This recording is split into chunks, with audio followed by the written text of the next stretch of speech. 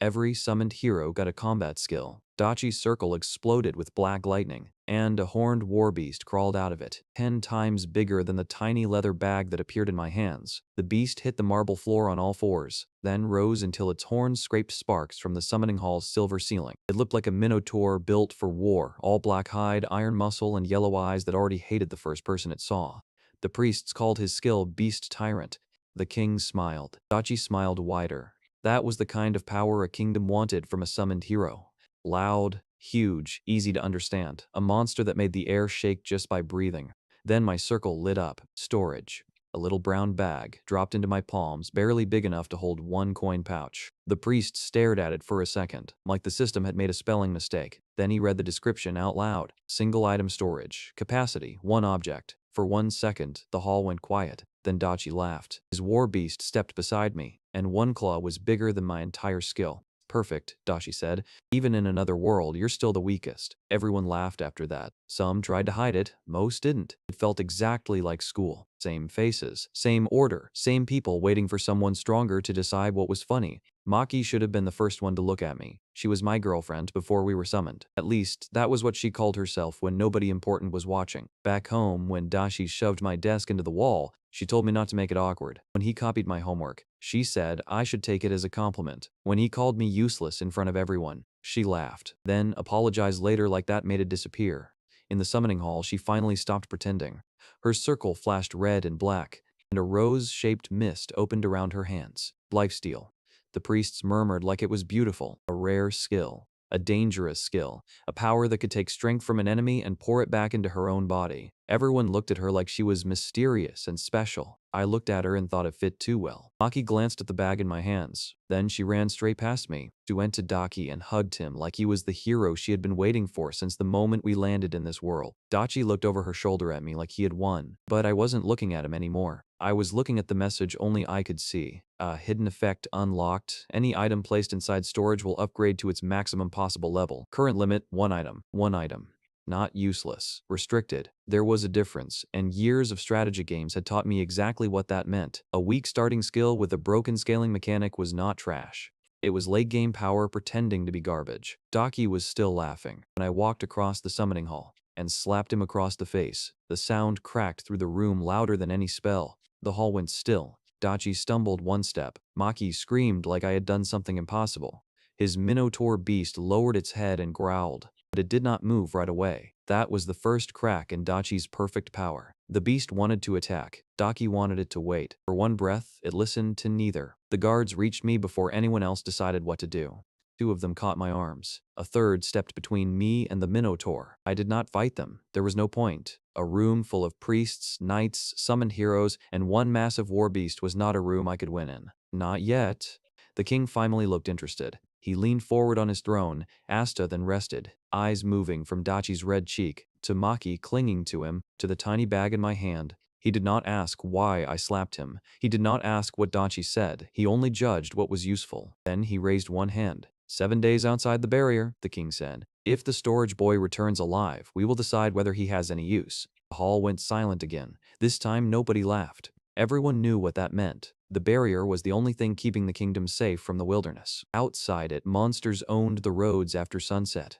Even trained knights did not leave alone unless they had scouts, healers, and a beast handler. Sending me out there with no weapon, no beast, no magic output, and a bag that could only hold 1 object was not a fair punishment. It was an execution with a countdown. Dashi recovered first. He rubbed his cheek, then smiled like the sentence had healed his pride. Try not to get eaten by a rabbit, he said. Maki did not say anything. That was fine. Her silence had always been her most honest answer. The guards dragged me out of the summoning hall, down a long corridor lined with banners, and through the outer gate. The air outside the castle was colder. The road sloped away from the walls into open grass and distant trees. At the gatehouse, 1 guard tossed something at my feet. 10 bronze coins scattered in the dirt. Enough for a meal and a dirty floor, he said. If your mighty bag can even carry them. The other guards laughed. I crouched, picked up 1 bronze coin, and dropped it into the bag. The bag opened. Then it closed. I picked up a 2nd coin. The mouth of the bag stayed sealed. I tried a 3rd. Nothing. The first guard nearly bent over laughing. It really can only hold 1. The royal storage hero, another said. Defeated by pocket change. I left the other 9 bronze in the dirt. They thought that was the joke. I saw the first investment. As I walked away from the kingdom, a thin line of text appeared at the edge of my vision. Item stored. Bronze coin. Upgrade in progress. Current form hidden until extraction. I almost laughed. Not because this was easy. It was not easy. I had no food, no map, no allies, no clue how the monsters in this world actually fought. But I had a system, and systems had rules. Rules could be tested. Rules could be broken. 7 days. That was the sentence. I turned it into a plan. First, money. Without a bankroll, I would be sleeping in mud and fighting with my hands. Second, experience. If levels mattered in this world, then I needed a repeatable way to turn monsters into growth. Third, a way home. Because surviving the crown did not mean I belonged to it. Money, levels, a route back. If I returned with all three, the king would not be deciding whether I had value. He would be trying to figure out how he had thrown it away. Day one had one objective: get money and shelter before night reached the road. So I walked toward the nearest village with one bronze coin inside a useless bag, while behind me the kingdom closed its gate like I was already gone. By the time the village lights appeared, my school uniform was dirty at the cuffs, my legs hurt from walking, and the sun had turned orange behind the hills. The place was not impressive. A wooden palisade leaned around a cluster of stone and timber buildings. Smoke rose from low chimneys. A watchman stood near the gate with a spear that looked older than him. He saw my clothes before he saw my face. That was the first thing people noticed. Not the bag, the uniform, black jacket, white shirt, classroom shoes ruined by a dirt road. Nothing about me matched this world. Watchman's eyes widened. Summoned one? I could have lied.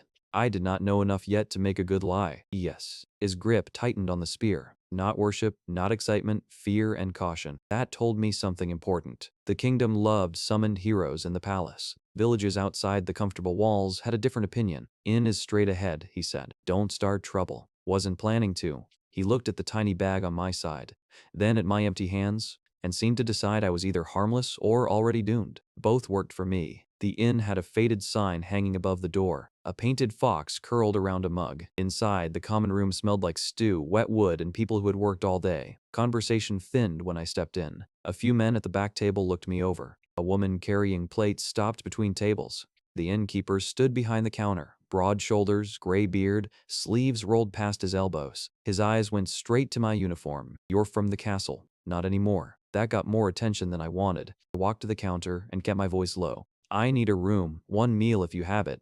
The innkeeper looked me up and down.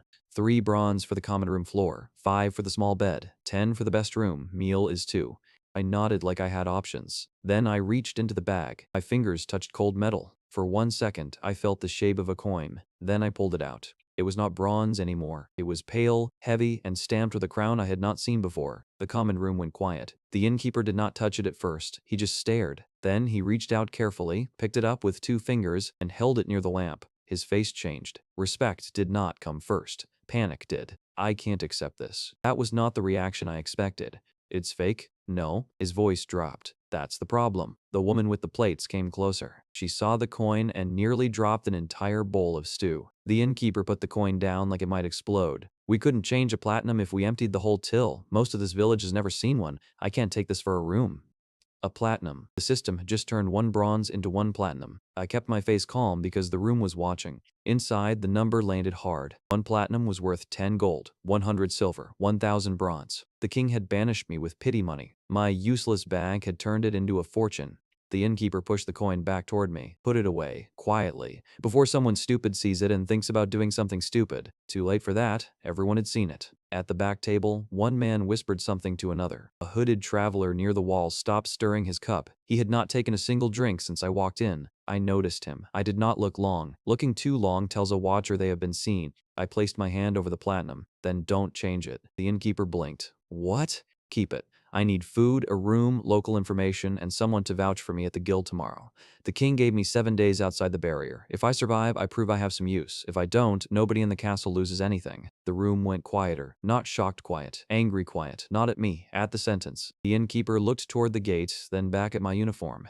They threw a summoned boy out alone. After giving me storage, I lifted the tiny bag. Someone near the hearth snorted before he could stop himself.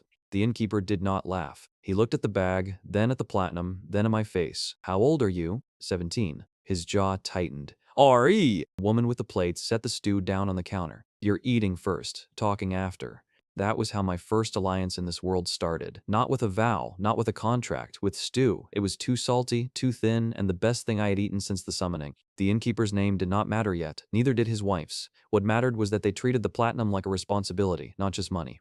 They moved me to a corner table, kept their voices low, and told the room I had paid for lodging through the week. Nobody challenged it. 1 platinum was more than this inn probably saw in a year. That kind of coin changed the shape of a room. The hooded traveler left before I finished the bowl. He left too cleanly. No stumble, no farewell, no empty cup. I filed him away. Later, upstairs, the innkeeper showed me their best room. It was damp. The ceiling had a dark water stain near the corner. The blanket smelled like smoke. The shutters did not close all the way. He looked embarrassed. It's the best we have. It's a room with a door. That's already better than the road.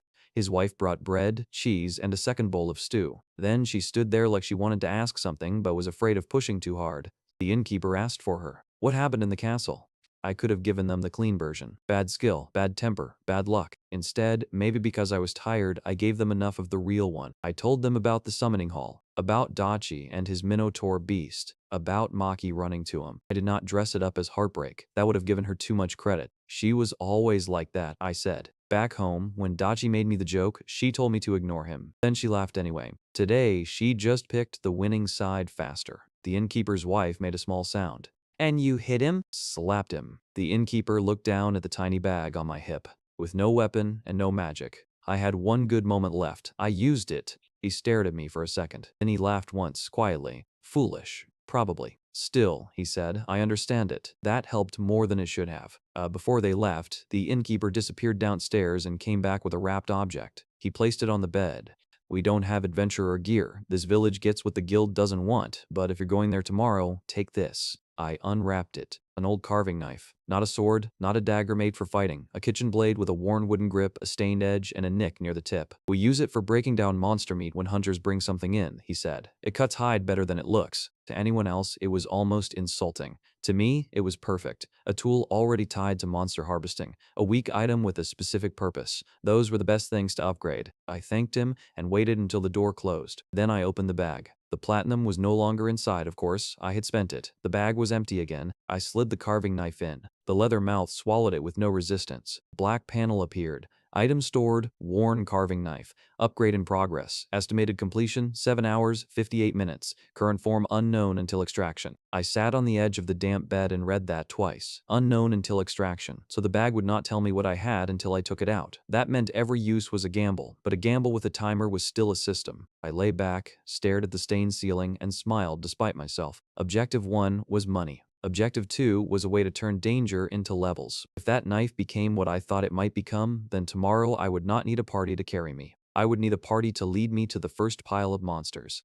The bag glowed faintly beside the bed while I slept. By morning, the rain had stopped. The room smelled like damp wood, and the first thing I checked was the bag. The timer was gone. Upgrade complete. Current form hidden until extraction. I almost pulled the knife out right there. Then I stopped. That was beginner impatience. If the item came out glowing, humming, or obviously impossible, I did not want the whole village seeing it before I understood what it did, so I left it inside. That decision made the next hour more annoying than it needed to be. Downstairs, the innkeeper had already prepared breakfast and a story. The story was for the guild. I was not a royal exile with a suspicious platinum coin and a useless bag. I was a paid guest under his roof who needed temporary adventurer registration for legal work. A stranger needs a local name behind him, he explained as we walked through the village. Otherwise, the guild assumes you're a bandit, spy, runaway debtor, or worse. What's worse than those? Noble's problem. Fair. The guild outpost sat near the east gate, a squat stone building with a monster skull over the door and a quest board hammered full of paper. It looked less like a grand adventurer hall and more like a warehouse with weapons. Inside, people were already moving. A pair of fighters checked shield straps near the wall. A mage in a blue scarf counted glass vials. Someone with a small hawk-like beast on his shoulder argued with the clerk about travel pay. 3 porters were tying ropes around bundles of tools. The room smelled like oil, leather, and wet iron. The innkeeper walked me to the front desk. The clerk looked bored until he heard the vouch. Temporary registration? For him, the innkeeper said. The clerk's eyes moved to my clothes. The boredom thinned. You are not from here. No. Name? Tommy. He dipped a pen into ink. Age? 17. Origin? I hesitated for half a breath. No point hiding what my clothes already shouted. Summoned. The pen stopped. So did half the room. Someone near the quest board turned fully around. The mage with the blue scarf lowered 1 vial. The hawk beast clicked its beak. The clerk looked up slowly. Summoned, he repeated. The word traveled through the hall faster than any spell. A summoned person meant royal ceremony. It meant huge mana output. It meant a class worth feeding, guarding, and training. Even in a poor village outpost, people knew what summoned heroes were supposed to become. For 10 seconds, nobody laughed. They stared like I had walked in carrying a crown. The clerk became careful. Class? Storage carrier. That took some of the shine out of the room. Not all. Storage could still be useful. In a world with monster parts, travel supplies, and dungeon loot, a good storage skill had value. The clerk reached under the desk and set a clear crystal on a brass stand. Place your hand here. Standard output test. A summoned person should flare the crystal at least gold, sometimes white. Every eye moved to my hand. I placed my palm on the crystal. Nothing happened. No light, no pulse, no faint glow pretending to be special. The crystal stayed clear. The clerk frowned and tapped the brass base. Again. I tried again. Still nothing. A long, confused silence stretched through the guild hall. Then someone said, "Is it broken?" The clerk tested it with his own finger. The crystal glowed pale green. A few people laughed. Then more. The awe drained out of the room so fast it almost made a sound. A summon with no mana output? How does that even happen? Maybe the kingdom threw him out for a reason. Storage carrier with no mana. That's not a class, that's a backpack with legs. I kept my face still. Inside, I logged the information. No mana output, not low, none. The kingdom had said awakened power was fixed. You got your skill, your class, your value, and that was it. If the crystal was right, then publicly I was even worse than I looked. Privately, I had a bag that had turned bronze into platinum overnight. So, I did not correct anyone. The clerk cleared his throat, trying to regain the professional tone he had lost. Skill test. You said storage, show capacity. I can't. That made the laughter sharper. You can't use your own skill? It's already holding one thing. The clerk blinked. Empty it. No. The room liked that. A fighter near the wall slapped his knee. A storage skill so bad he can't even prove it. The clerk looked annoyed now. Capacity? One object. One object, he repeated. I nodded. His pen scratched hard enough to almost tear the paper. A few seconds later, he stamped a thin wooden card and slid it across the desk. Public registration appeared in black letters. Name, Tommy. Origin, summoned. Class, storage carrier. Skill, single item storage. Mana output, none detected. Combat rating, none. Adventurer grade, provisional porter. Provisional porter. Not even adventurer, not fighter, not scout, not mage. A person legally allowed to carry other people's things. The clerk pushed the card closer. You can take labor work, salvage work, and porter contracts. No solo combat quests. No dungeon entry unless attached to a registered party. If you cause a party wipe, your vouching in pays the fine. The innkeeper stiffened beside me. I picked up the card. Understood. Trod? That answer disappointed the room. They wanted embarrassment. I gave them compliance. Compliance got me closer to a dungeon. A shout came from near the quest board. We still need a porter. Ours drank himself under the table. The clerk looked toward the voice, then back to me. Lucky day. Cave clearing party heading out now. Low mid dungeon. They need someone to carry tools and harvest sacks. Pay is poor, but it is legal. The man who shouted looked me over and smirked. Can he lift? He has arms, the clerk said. Any magic? The room laughed before the clerk answered. None detected. The man shrugged. Fine, give him the bags. That was how I joined my first dungeon party. Not as a hero, not as a fighter, as the extra pair of hands nobody wanted to waste healing on. They did not give me their names, that was fine, I did not need them. They gave me weight instead. Ropes, empty core jars, folded salvage cloth, iron wedges, a bundle of torches, 3 water skins, a coil of binding cord, a pack of harvesting tools that clinked against my back with every step. The bag at my side could have changed everything if I showed them what was inside. I kept it closed. One object, one secret. For now, my shoulders could suffer. The walk to the dungeon was short, barely outside the village fields, and into a rocky slope where pine trees grew between gray stone. The party moved fast, so the explanation came in pieces. Monster cores are the money, one of them said without looking back. Do not crack them. Cracked cores sell cheap. Another tapped one of the empty jars hanging from my pack. Clean cores go in glass. Bloody materials go in cloth. Teeth, claws, scales, horns, anything intact. If you make a mess harvesting, the guild docks the price. The beast handler's hawk circled overhead. Bosses can drop gear, skill shards, or rare materials, he added. You see anything glowing, you call one of us before touching it. What does a porter get? I asked. The lead fighter snorted. Less than the people keeping him alive, usually 20% if the contract is generous, less if he slows us down. 20% of dungeon loot. For a normal porter, that was crumbs. For me, it was access. The cave entrance appeared ahead, a black crack in the hillside with old claw marks around the stone. The party stopped joking. That was the first time I saw them become something organized. The shield fighter moved to the front. The mage checked her vials and loosened her fingers. The beast handler lowered his hand, and the hawk dropped silently to a lower branch. The support adjusted the charms around his wrist. Everyone had a place. Everyone knew it. The lead fighter pointed at me. Porter stays in the back. Do not touch anything during combat. Do not run ahead. Do not make us waste mana protecting you. When we clear a room, you move when I say move. I looked past him into the cave. Dark stone, damp air, the faint scrape of something moving deeper in. Then I looked at the formation. Front line first. Damage behind him, summoner watching the sides. Support keeping everyone upright. Porter in the back waiting for the field to be safe. They thought that made me the least important person in the raid, but it also put me closest to every core after the fight. The bag at my side was quiet. The upgraded knife inside it waited. For the first time since the king threw me out, I felt the shape of step 2. Money got me through the door. This cave was where experience started. The party entered the cave in the same order they had practiced 100 times. Shield first, damage behind him, summoner watching the walls, support in the middle, me at the back with enough rope, glass, and metal on my shoulders to build a small shop. Topic balance, I fiv. The cave narrowed almost immediately. Wet stone pressed close on both sides, and the torchlight broke across old claw marks in the walls. Then the first goblin came running out of the dark. It was small, fast, and carrying a knife made from something that had once been a cooking pan. 3 more followed it. Then 6. The shield fighter did not chase them. He planted one boot, pushed mana through his shoulders, and became a wall. The first goblin bounced off his shield hard enough to knock down the 2 behind it. The mage flicked 2 fingers. A narrow line of fire crossed the tunnel, forcing the rest into a single lane. Fighter swung once. The whole rush ended in seconds. Fast but stupid. Punish the charge. Do not chase. Let them enter the space where they have already lost. It was exactly how the first wave worked in a strategy game I used to play after school. The game always started with cheap rushing units. Their purpose was not to beat you. Their purpose was to make you panic and break formation. This party did not panic. They moved on. The next chamber opened vertically. Bone arrows came down before I even saw who fired them. The support raised both hands, and a pale shield curved over the party. Arrows snapped against it like dry sticks. Above us, skeleton troops stood on narrow ledges with bows drawn and empty light burning in their eye sockets. They were fragile. That did not matter while they had height and distance. The party archer put one arrow through the nearest skull. The mage froze the footing beneath the second line.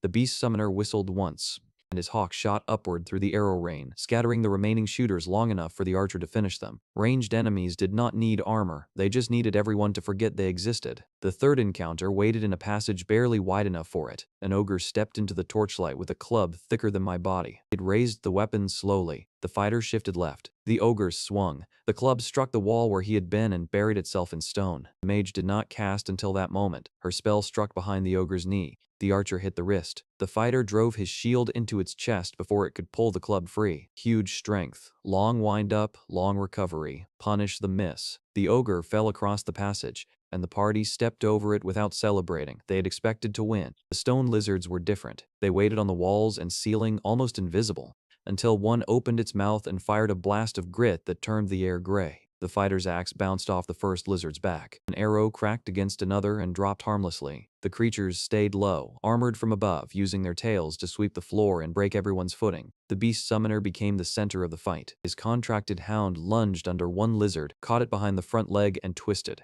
The creature rolled onto its side. The mage placed one precise bolt beneath its jaw. The fighter pinned a second, while the support cleared dust from his eyes. Control first, damage second. Armor meant nothing once someone else forced the weak point open.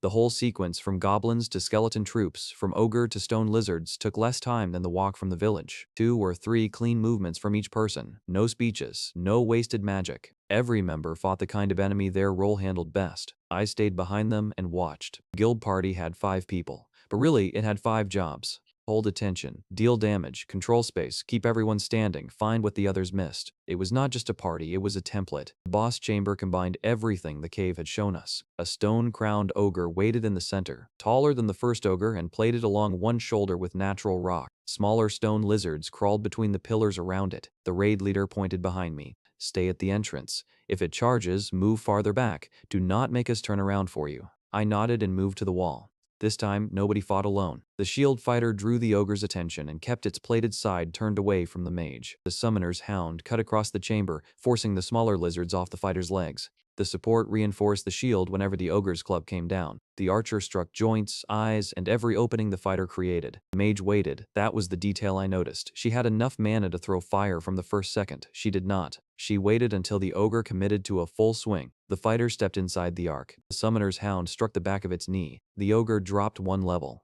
The stone plate along its shoulder separated from the skin beneath it. Then the mage released everything. A white-blue spear crossed the room and entered the exposed seam. The boss went down so hard the chamber floor jumped beneath my shoes. For a second, nobody moved. Then the raid leader lowered his shield. Clear. The party relaxed all at once. That was when they remembered I existed. Order, the leader called. Start with the boss core, then the lizards. Keep the plates intact. They dropped their harvesting cloth beside me and moved away to drink, check wounds, and argue about which materials would sell highest. The gross work was mine. The slow work was mine. The thing none of them wanted to touch was mine. I reached for the worn carving knife the innkeeper had given me. Then I remembered it had been inside the bag since the previous night. I had spent the entire raid carrying steel tools on my back while a completed upgrade waited at my hip. I opened the bag. Rainbow light leaked through the opening. I stared into it. That is not the knife I went to bed with. The weapon that came out was still short enough to be called a carving knife, but nothing else about it belonged in a kitchen. Gold lines ran through the dark blade. Small jewels rested along the grip. A shifting aura moved over the edge in colors that did not stay still long enough to name. A message opened in front of me. Upgrade complete. Worn carving knife has reached maximum form. New item, mythical aura blade. Perfect harvest, EXP siphon, 100-fold drop loom, loot grade ascension. The raid leader noticed the light. Where did you get that? The inn kitchen. He looked at me, then at the blade, then decided I was making a joke too stupid to investigate. Just do the job. I touched the edge to the first stone lizard. The chamber flashed. A clean mana core rose from the creature without resistance. Then a second item appeared beside it. Then 5. Then enough material to cover the harvesting cloth. Perfect scales. Purified stone dust. A small shield plate. Coins. A glowing fragment of skill energy. The party stopped talking. A second message opened. Perfect harvest activated, contribution recalculated, EXP gained, 100-fold drop bloom triggered, loot grade increased, level gained. The feeling hit a moment later. Heat moved through my arms and chest, my breathing became easier, the weight of the porter bags felt slightly less ridiculous. I had not landed the final strike. The blade had counted harvesting as contribution.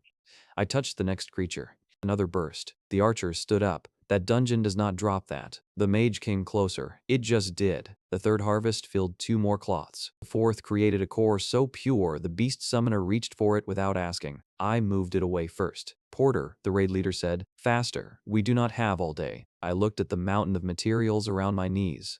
Yeah, hold on. The bag pulsed. Storage vessel has absorbed high-grade loot resonance. Stage progress complete. Storage stage 2 unlocked. Previous capacity, 1 object. New capacity, 5 small objects or 1 medium object. Living conversion seed detected. The bag did not grow on the outside. That was the funniest part. It remained a tiny brown pouch, barely large enough to hold a coin purse. Inside, the space unfolded. I grabbed the nearest monster cores and placed them in one after another. 1 goblin core, 1 skeleton core, 1 ogre core, 1 stone lizard core. The 5th slot stayed open. The party assumed I was finally using my storage skill correctly. For approximately 10 seconds, so did I. Then the bag kicked against my hand. Something inside squeaked. I opened it. A tiny goblin tumbled onto the stone. It was barely taller than my boot, wearing a scrap of leather armor and holding a dagger the size of a dinner knife. A name tag appeared above its head. Storage summon, Goblin Scout, rank, legendary seed, level 1, owner, Tommy, EXP share, active. The second creature crawled out behind it. A small skeleton archer assembled itself from pale light, bow already in hand. Then came a baby ogre with oversized fists and the balance of a tired toddler. Last came a stone lizard no longer than my forearm. It planted itself between me and the party and made a sound like 2 rocks rubbing together. Nobody spoke. The goblin scout looked up at me. The baby ogre sat down. The skeleton archer drew an arrow at the ceiling for no reason. The stone lizard continued guarding my left shoe. The beast summoner crouched slowly. Those were our cores. Not anymore, I said.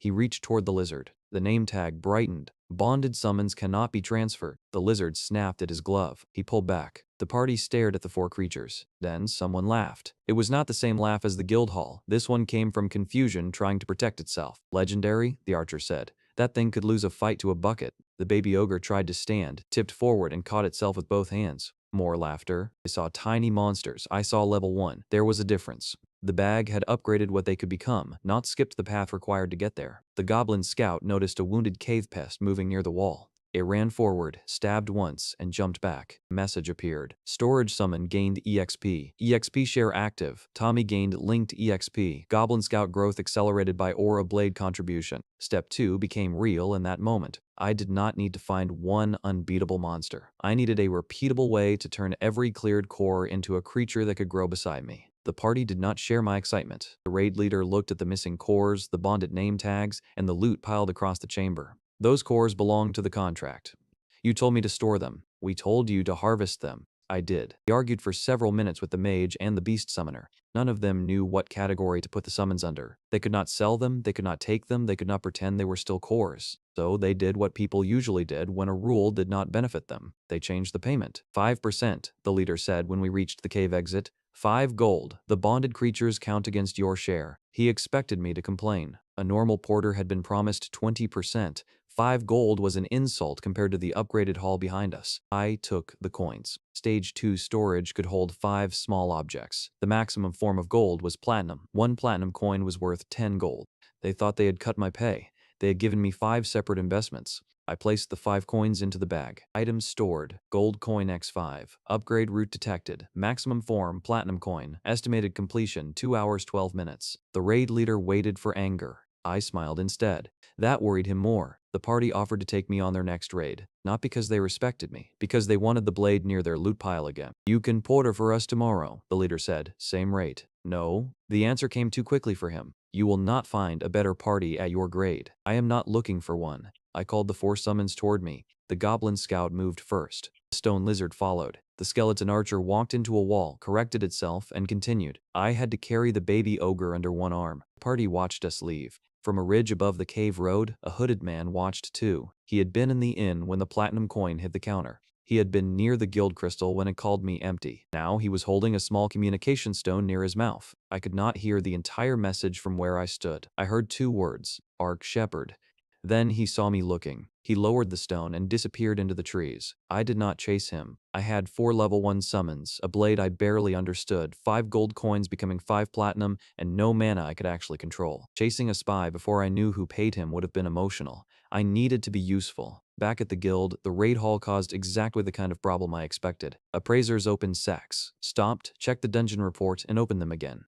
The stone lizard plates were too complete. The mana shards were too pure. One of the boss materials carried a rarity mark nobody had seen from that cave in years. The clerk who had laughed at my empty mana crystal stared at the table. This came from the lower cave? That is where they took me. That cave cannot produce this quantity. Then somebody should tell the cave. The raid party claimed it was luck. That explanation spread because it was easier than the truth. A hidden luck skill. A rare harvesting effect. Something that did not show on mana crystals. The wrong answer was useful. It let people become interested without understanding enough to become dangerous. I sold a small portion of my materials and kept the pieces that made the bag react. Then I went to the guild supply counter. I bought a beginner mana manual, 3 basic mana potions, monster feed, a set of cheap training wraps.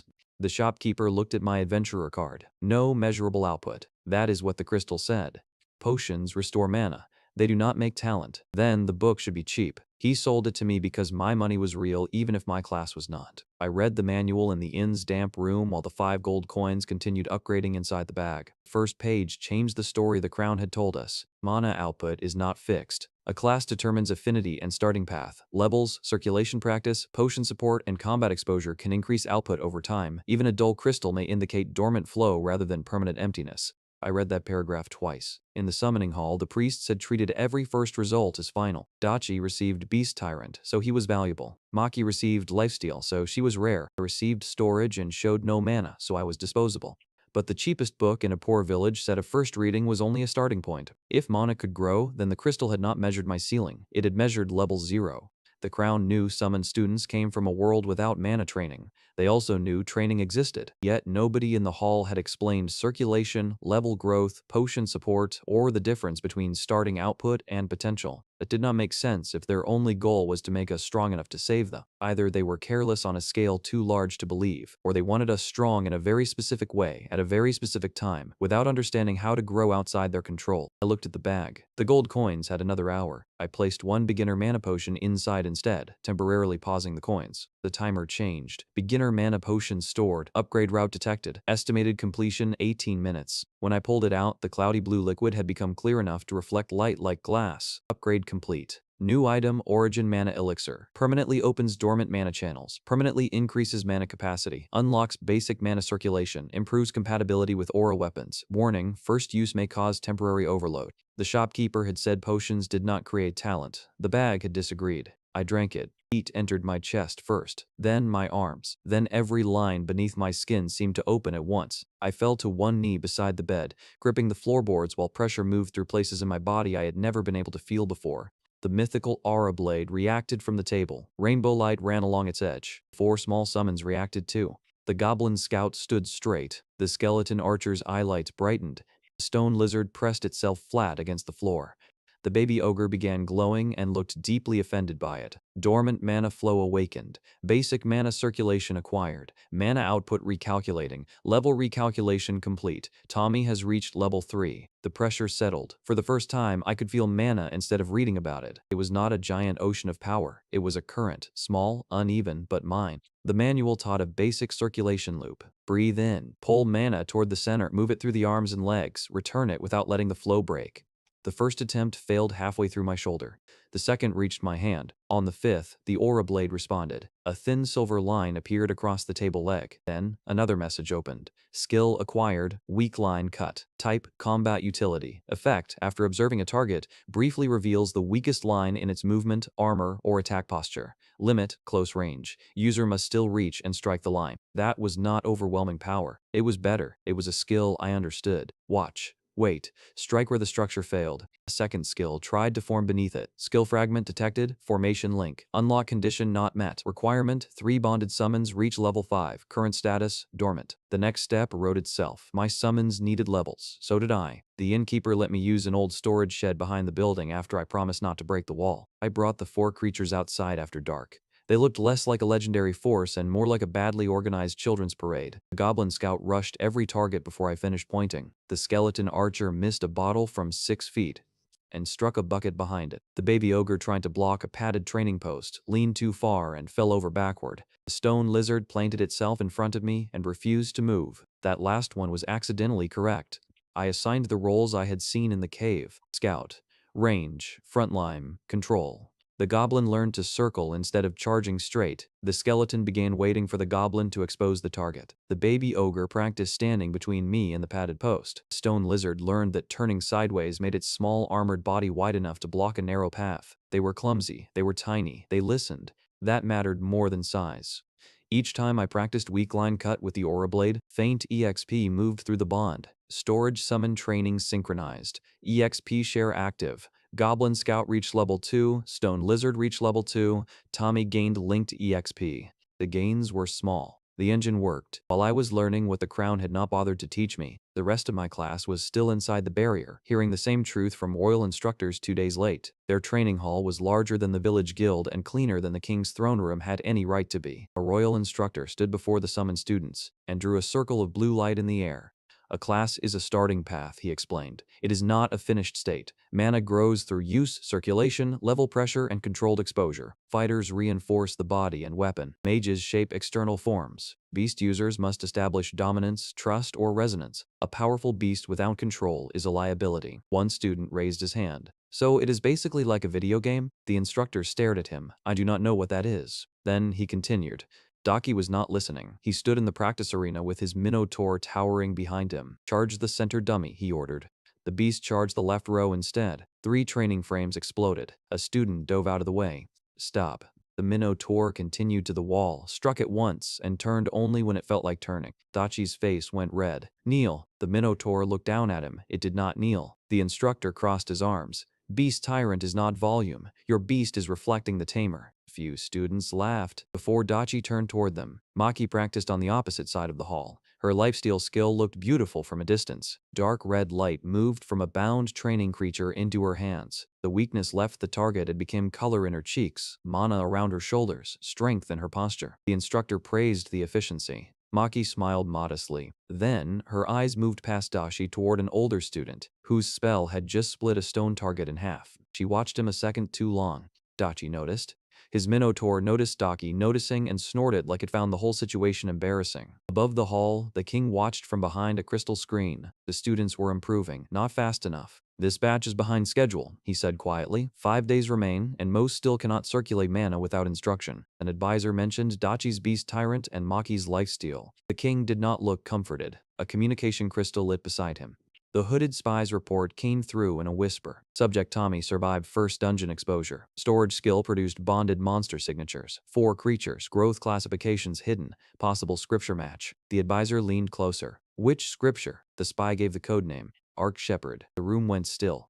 The king looked toward the training hall below, where 40 summoned students were learning basic mana control under his supervision. Then he looked at the road beyond the barrier, where the one student he had thrown away was already building a party from monsters. That was supposed to awaken inside the barrier, the advisor said. The crystal went dark. I knew none of that yet. I only knew my summons could grow, so could I. And the kingdom had lied about at least one of those facts. 7-day plan progress. Bankroll secured. EXP engine discovered. Route home unknown. New discovery. Crown information unreliable. Time remaining 5 days. The next morning, I looked at the 4 small creatures lined up in the inn yard. Formation link remained locked. 3 of them needed to reach level 5. Training in a shed would take too long. I needed a dungeon where nobody could tell me to stay in the back. This time, I would not enter as a porter. I would bring the party myself. The 5 gold coins finished upgrading before breakfast. I knew because the bag pulsed once against my hip, the same way it had when the bronze coin became platinum. I waited until I was alone in the damp room before opening it. 5 white coins rested inside, each one stamped with a crown and edged in blue mana glass. Upgrade complete. Gold coin X5 became platinum coin X5. I held one between 2 fingers and ran the math. 1 platinum bought 10 times what the raid party had given me. They thought cutting my share from 20% to 5% had punished me. Instead, they had paid me in the one denomination my bag could still improve. I had made 10 times more by being cheated. That was the sort of trade I could live with. I separated the money in my head before I spent anything. 1 platinum for dungeon access, 1 for knowledge, mana, food, and anything my summons needed, 1 reserved for the dragon root mission the guild had been whispering about, 2 stayed untouched. A bankroll was not money you showed people. It was time you had already purchased from the future. The guild hall changed when I walked in. Yesterday, people had laughed because the mana crystal called me empty. Today, they watched me like a coin that might land on either side. The raid party had returned before me and apparently talked too much. The guild appraiser was waiting beside the counter with 3 pieces of harvested material laid out on black cloth. One was a stone lizard plate, one was a polished ogre horn, the last was a mana shard so clear it looked like frozen air. None of those things should have come from the dungeon we had cleared, not in that condition. The appraiser held out his hand. Card. I gave him my provisional porter card. He placed it over a scanning slate. The same humiliating information appeared. Storage carrier. No registered mana output. No combat rating. He looked from the card to the materials. Do you possess a luck blessing? No. A harvest trait? Not one the crystal found. Appraisal? No. His eyes narrowed. Then explain these. I cut what they told me to cut. The raid leader, standing near the wall, made an irritated sound. He touched the blade to one creature and the floor covered itself in loot. If that is not a skill, I am a palace dancer. I looked at his shield, his beard, and the shoulders that barely fit through the door. You would need a larger palace. A few people laughed. Not at me this time. The appraiser turned the mana shard under the light. Great Ascension, he said. A low dungeon source refined beyond its normal ceiling. Rare passive luck skills sometimes produce no visible output because they alter probability instead of mana. That explanation was wrong. It was also useful. The guild had found a box for me. I had no reason to kick my way out of it yet. The clerk slid a purchase form across the counter. I bought a beginner mana manual, 6 basic mana potions, hardened boots, monster feed, a pair of wrist wraps, and 2 return charms. Then I placed 1 platinum coin on the counter. The room went silent again. The clerk looked at the coin, then at me, then back at the coin. We cannot break this for purchases that small. Put the remainder on my guild account. You opened that account yesterday. Yes. You were paid 5 gold. Yes. This is platinum. You were very good at identifying currency. The clerk stopped asking questions. The Border Guild rarely handled platinum. The transaction needed 3 signatures, a tax stamp, and a crystal record. That flashed toward the Kingdom network the moment the coin entered the lockbox. That was when I saw the hooded man again. He stood near the quest board with a notice held in both hands.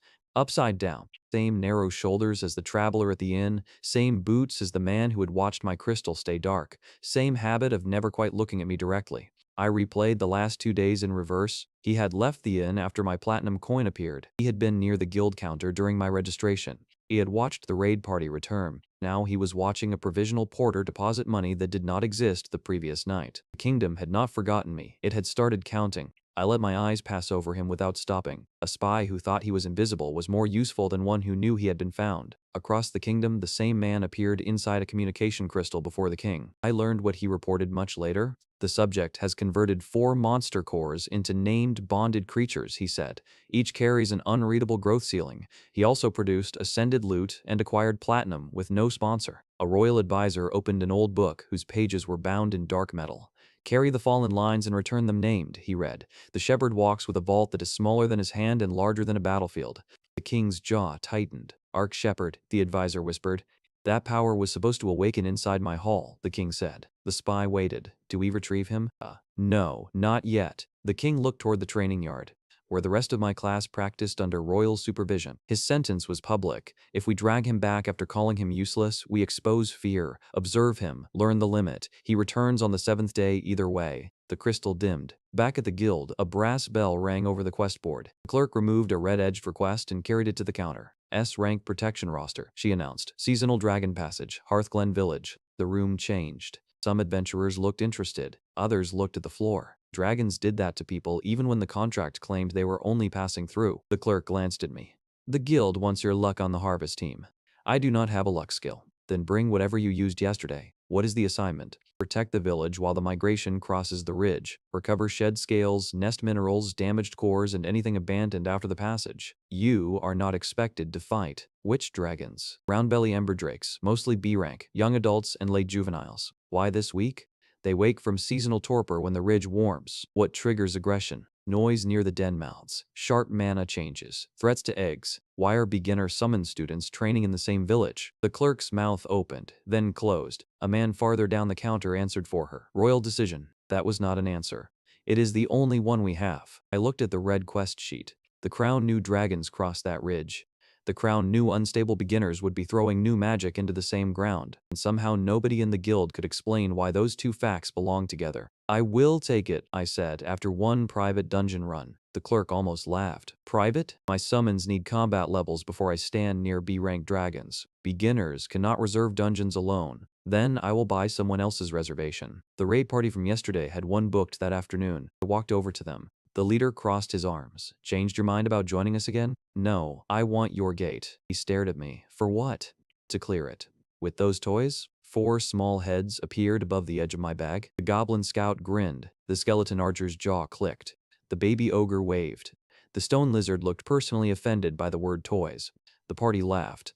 I said 1 platinum coin on the table between us.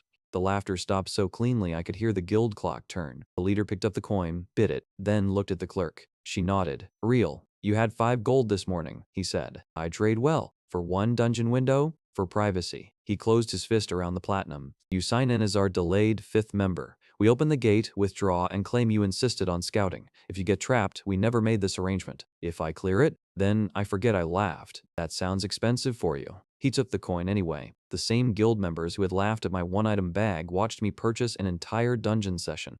They did not respect me yet, but mockery had turned into caution. That was enough. The Dragon Root quest remained stamped in my name. Departure waited for the morning. First, I had to prove that 4 tiny monsters could replace a party. The private dungeon was called Iron Root Quarry. It looked nothing like the cave from the first raid. A stone gate opened into an abandoned mining complex where enormous roots had split the floors and shallow water ran through rusted rail channels. Broken carts hung from chains above a central pit. Old mana lamps flickered on and off as if the dungeon itself was breathing. The former raid party opened the gate, watched me step through, and withdrew outside. One of them called after me. Return charm is on your belt. Try not to waste our coin by lasting only 5 minutes. The gate sealed behind me. I released all 4 summons. The goblin scout bounced on its toes. The skeleton archer held a bow almost as tall as its body. The baby ogre rolled its shoulders like it had been waiting all night to hit something. The stone lizard lowered itself against the wet ground. I pointed down the first passage. Scout finds the route. Archer stays behind me. Ogre holds the lane. Lizard controls the floor. They all moved at once. That was the first problem. The goblin sprinted too far ahead. The baby ogre followed because it thought forward meant attack. The skeleton lost line of sight around the corner.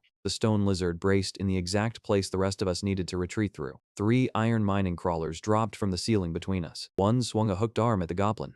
Another rolled toward the ogre. The third blocked my path to both. I could not shout 4 corrections fast enough, so I stopped trying. Basic mana circulation tightened around my legs. I stepped inside the nearest crawler's swing and looked for the pale seam weak-line cut had shown me during training. There, one cracked joint beneath the hook arm. I cut through it. The arm dropped, but the construct kept moving. The stone lizard shifted at last and caught its wheel against a raised strip of rock. The crawler tilted. The skeleton found its angle and put an arrow into the exposed mana lens. The baby ogre recovered, grabbed the second construct by both sides, and held it long enough for the goblin to strike the cable behind its neck. We cleared the first group, badly. The goblin had a dented shoulder plate.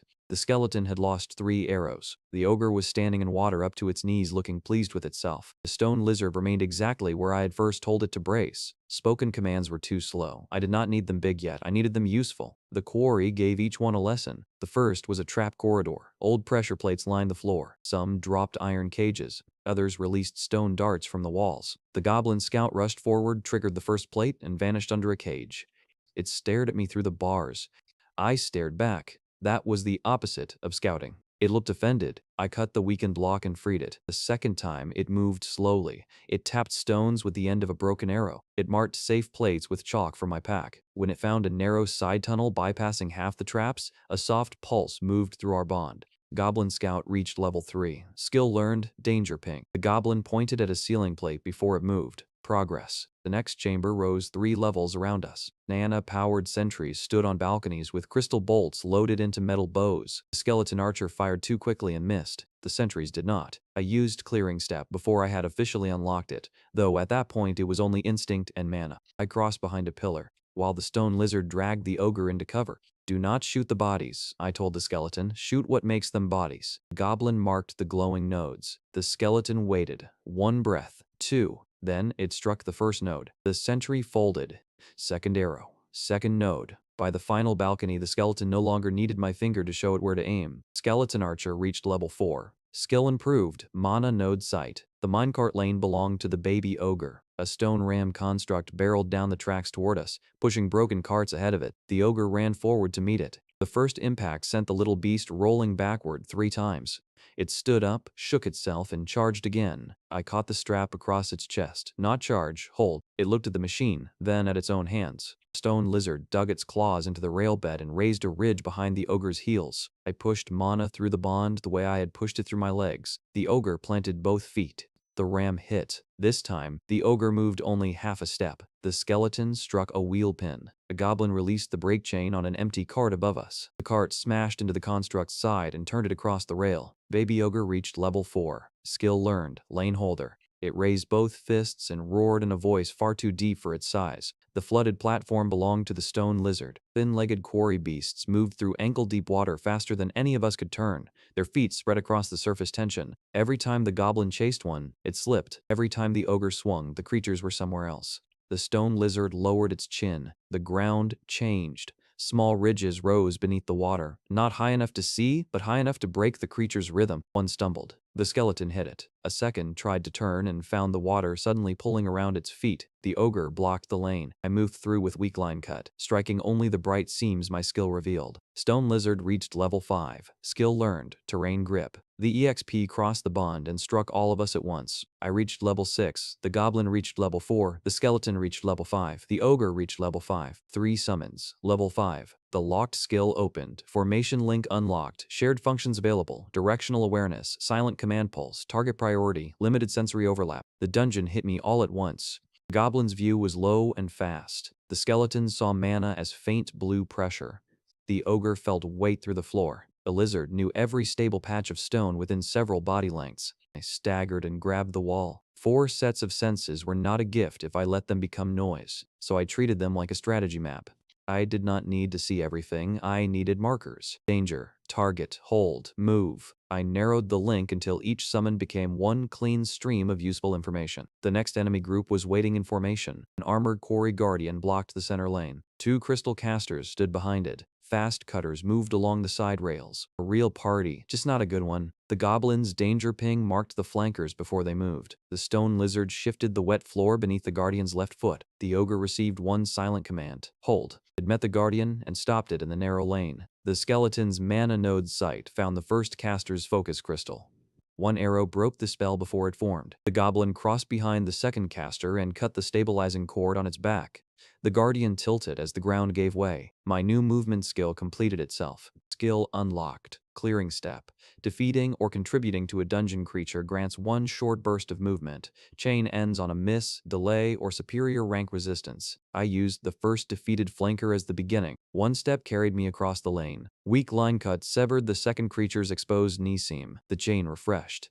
Another step. The skeleton broke the guardian's shoulder node. Another step. I passed under its arm and placed the aura blade against the cracked core housing. The guardian stopped. The whole fight lasted less than 10 seconds. My summons looked at me. I looked at them. I looked at them. That was the first moment we were not a boy with 4 pets. We were a formation. The boss waited at the bottom of the central quarry pit. The quarry warden was built from ironroot wood and mining stone, twice the height of Dachi's minotaur and heavy enough that each movement shook dust from the walls. Chains ran from its shoulders to old counterweights. A furnace-like core glowed inside its chest behind 3 layers of armor. The baby ogre could not hold it directly. The aura blade could not reach the core while the armor remained closed. That was fine. The room was full of machinery. Machinery was just terrain with instructions. Through formation link, the goblin found the chain controls behind the left wall. The skeleton saw the locking pins above the warden's shoulders. The stone lizard mapped a cracked section of floor beneath the eastern counterweight. The ogre felt the exact rhythm of the boss's steps. I gave 4 silent commands. The goblin climbed.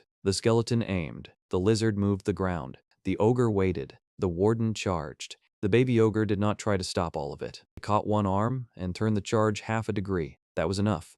The boss stepped onto the cracked floor. The lizard dropped it. One leg sank to the knee. The goblin released the first counterweight. The skeleton broke the locking pin. A slab of ironroot crashed into the warden's plated shoulder and forced the armor open. The furnace core flared. Weak line cut showed me one bright line running from the chest to the neck. Too far. 3 creatures fell in the earlier chamber behind us when the warden's shockwave broke their damaged housings.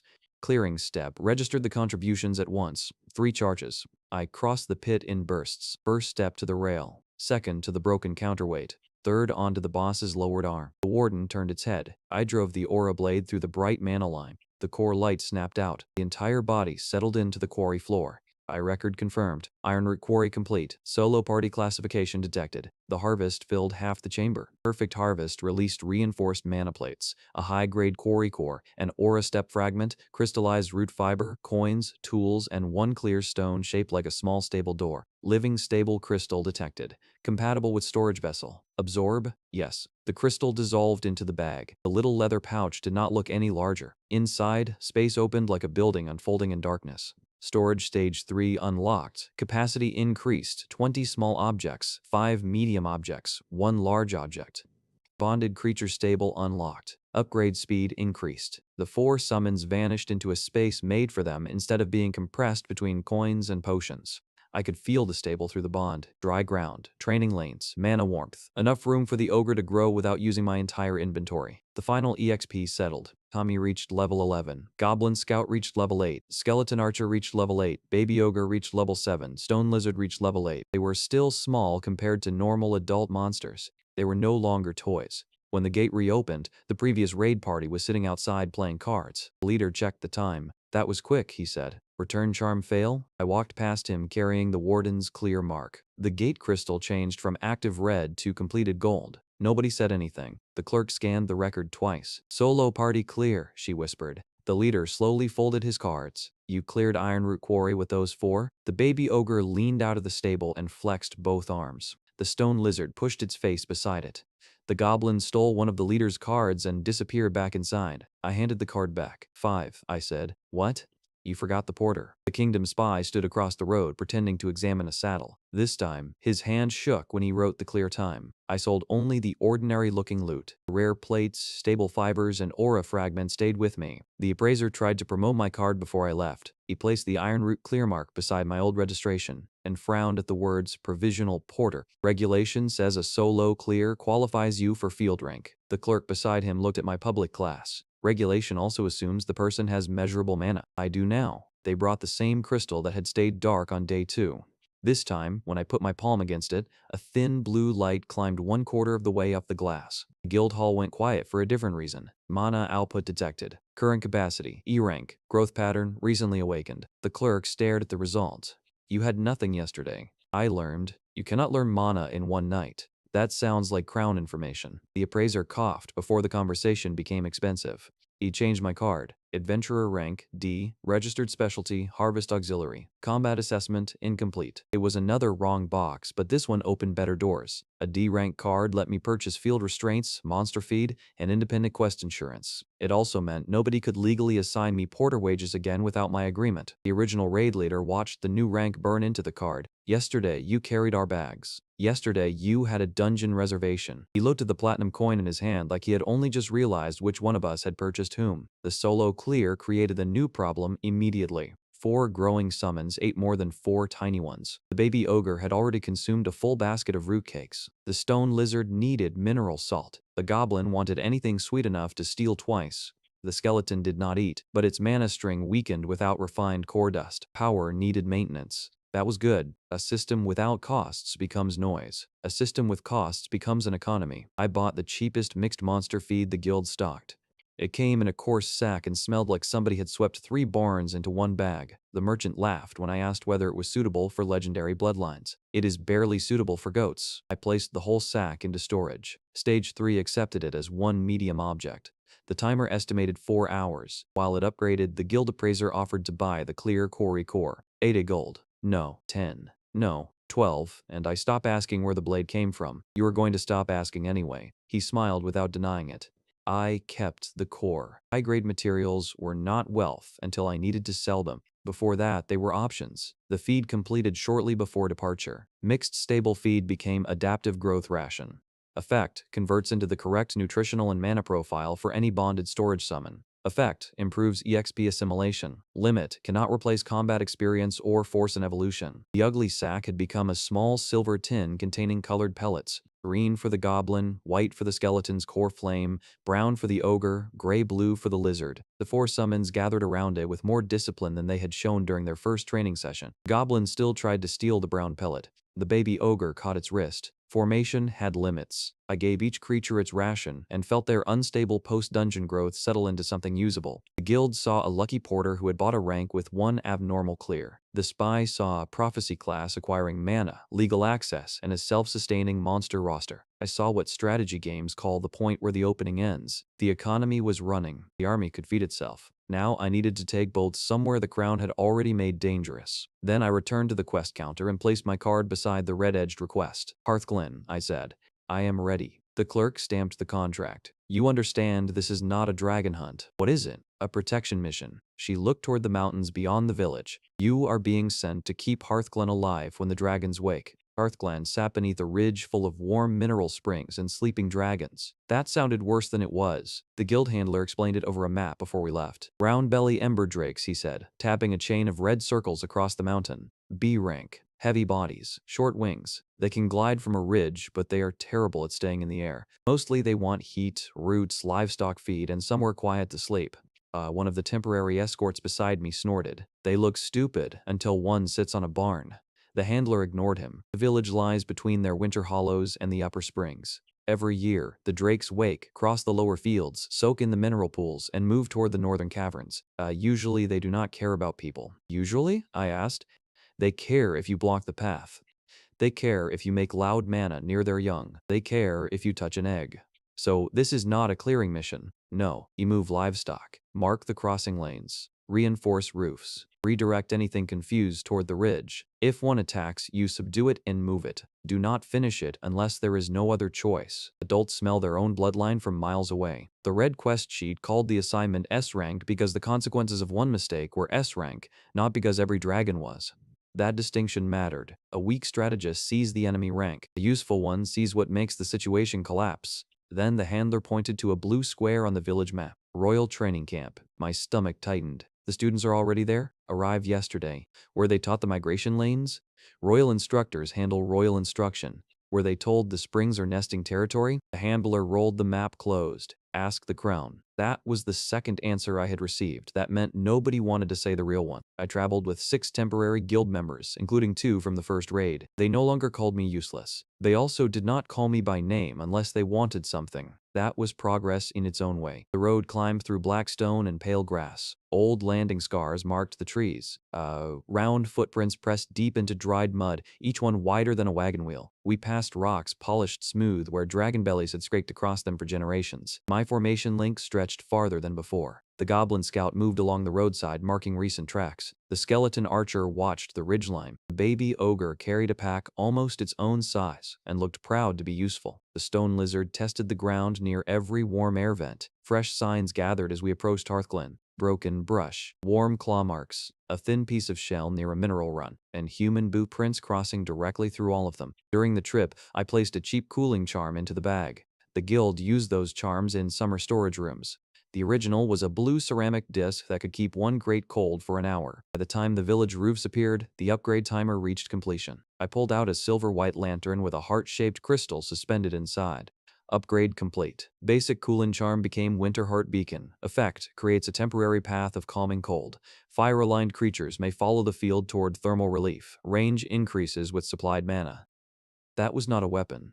It was better. You could only defeat one dragon at a time with a blade. A path could move all of them. Hearthglen looked poorer than the first village. The houses were stone at the bottom and patched wood above. Half the roofs carried old scorch marks. Fences leaned outward from previous impacts. People had stacked water barrels beside every building, not because they expected fire exactly, but because anything involving dragons eventually needed water. The royal camp across the field looked like a different country. White tents, clean banners, new timber platforms, crates of food and potion glass stacked under guards. The crown had spent more on 3 days of student comfort than Hearthglen had spent repairing itself in 10 years. The villagers saw my old world school clothes beneath the guild cloak and went stiff. One man with a hammer looked at my porter card. Another summoned hero? Banished one. That changed his expression, though I could not tell whether it improved it. I asked where the dragons usually crossed. He showed me. I asked which roofs failed first. He showed me those too.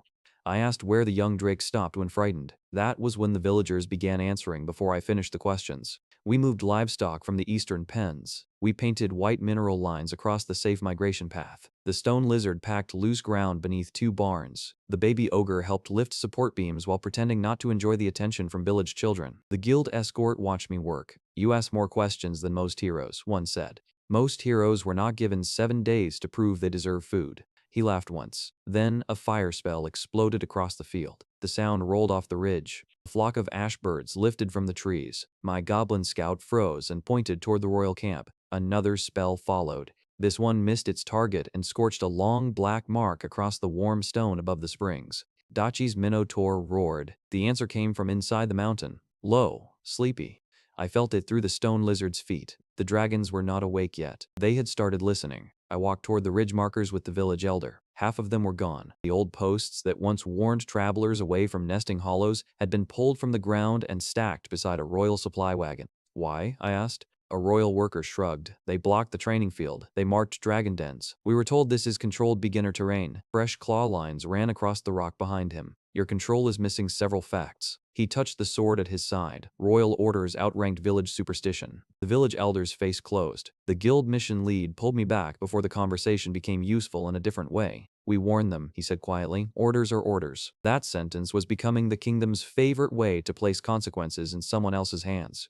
Day 4 was almost over. I had money. I had an EXP engine. I still did not have a way home. But the more the crown lied about power, the more certain I became that the summoning system and the road back came from the same hidden place. If I wanted the third answer, I would have to survive long enough to force it out of them. Across the ridge the next morning, the rest of my class thought they were finally becoming strong. Their spells hit targets now, mostly. Fire users could produce flames larger than their hands, though the edges scattered. Weapon users could reinforce a strike, then spent the next minute breathing like they had run a race. Beast users managed simple commands, as long as their beasts already wanted to do the same thing. Supports restored mana in small amounts, then needed more recovery than the people they helped. 5 days in, they were better than students. They were not ready for dragons. Daki stood in the center of the royal training yard with his minotaur behind him.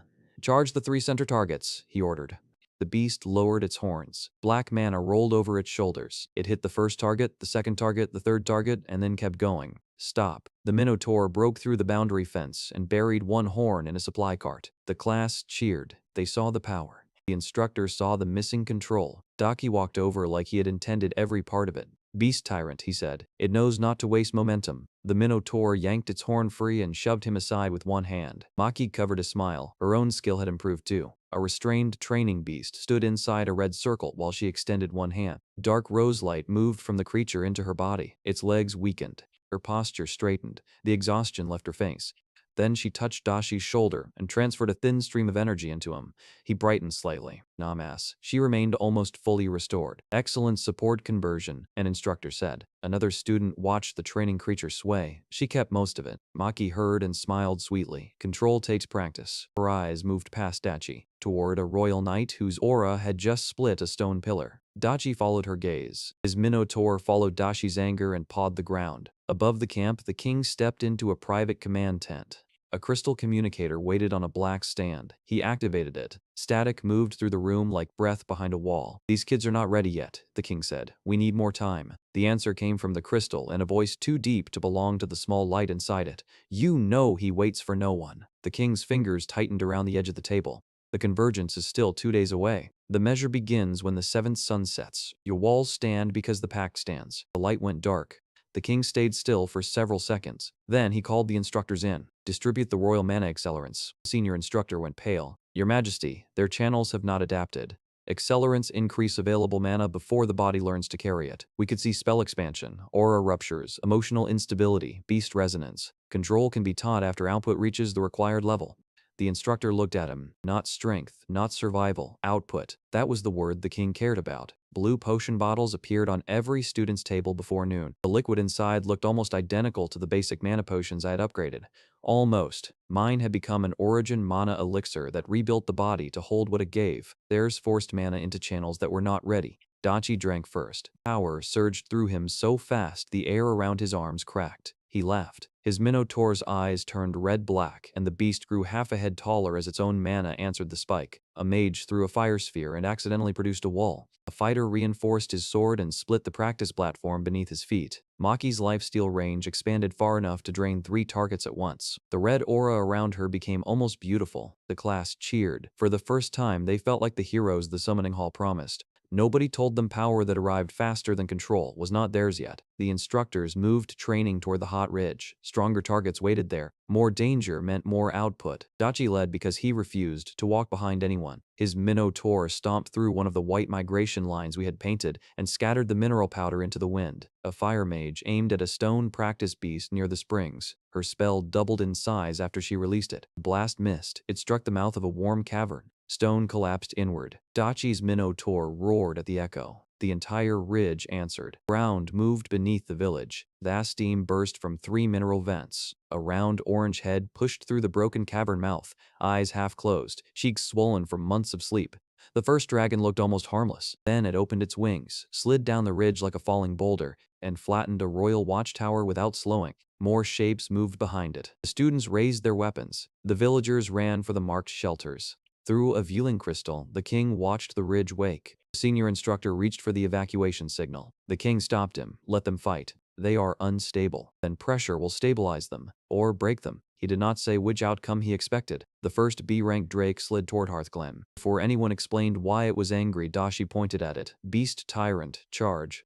His Minotaur lowered its horns and ran directly into the migration path. The village bells started before the Minotaur reached the dragon. 1 bell meant fire, 2 meant a beast breach. Hearthglen rang every bell it had. I was on the western edge, helping the baby ogre hold a roof brace when formation link filled with danger marks. The goblin scout was already on a chimney. Through its eyes, I saw 3 round shapes sliding down the ridge, not flying. Sliding. The first ember drake spread its wings just enough to steer its weight. The second bounced off a stone terrace and rolled through a fence. The third came down backward, corrected itself with one furious flap, and landed on a hay wagon so completely that only the wheels remained visible. They looked clumsy. They were still B-rank dragons. A bad landing from one could erase a house. "East Lane," the mission lead shouted. "Move the villagers." The royal students did the opposite. They formed a loose attack line across the migration route. Someone yelled, "Dragons," as if naming them made panic useful. The fire mage threw a spear larger than anything she had produced the day before. The potion doubled it after release. The spell passed over the target, struck the hillside behind it, and showered hot stone across the path. The dragon opened its mouth and answered with a burst of ember wind. Students scattered. Dachi did not. He pointed at the largest drake. Beast Tyrant, crush it. The Minotaur wanted that command. That was the problem.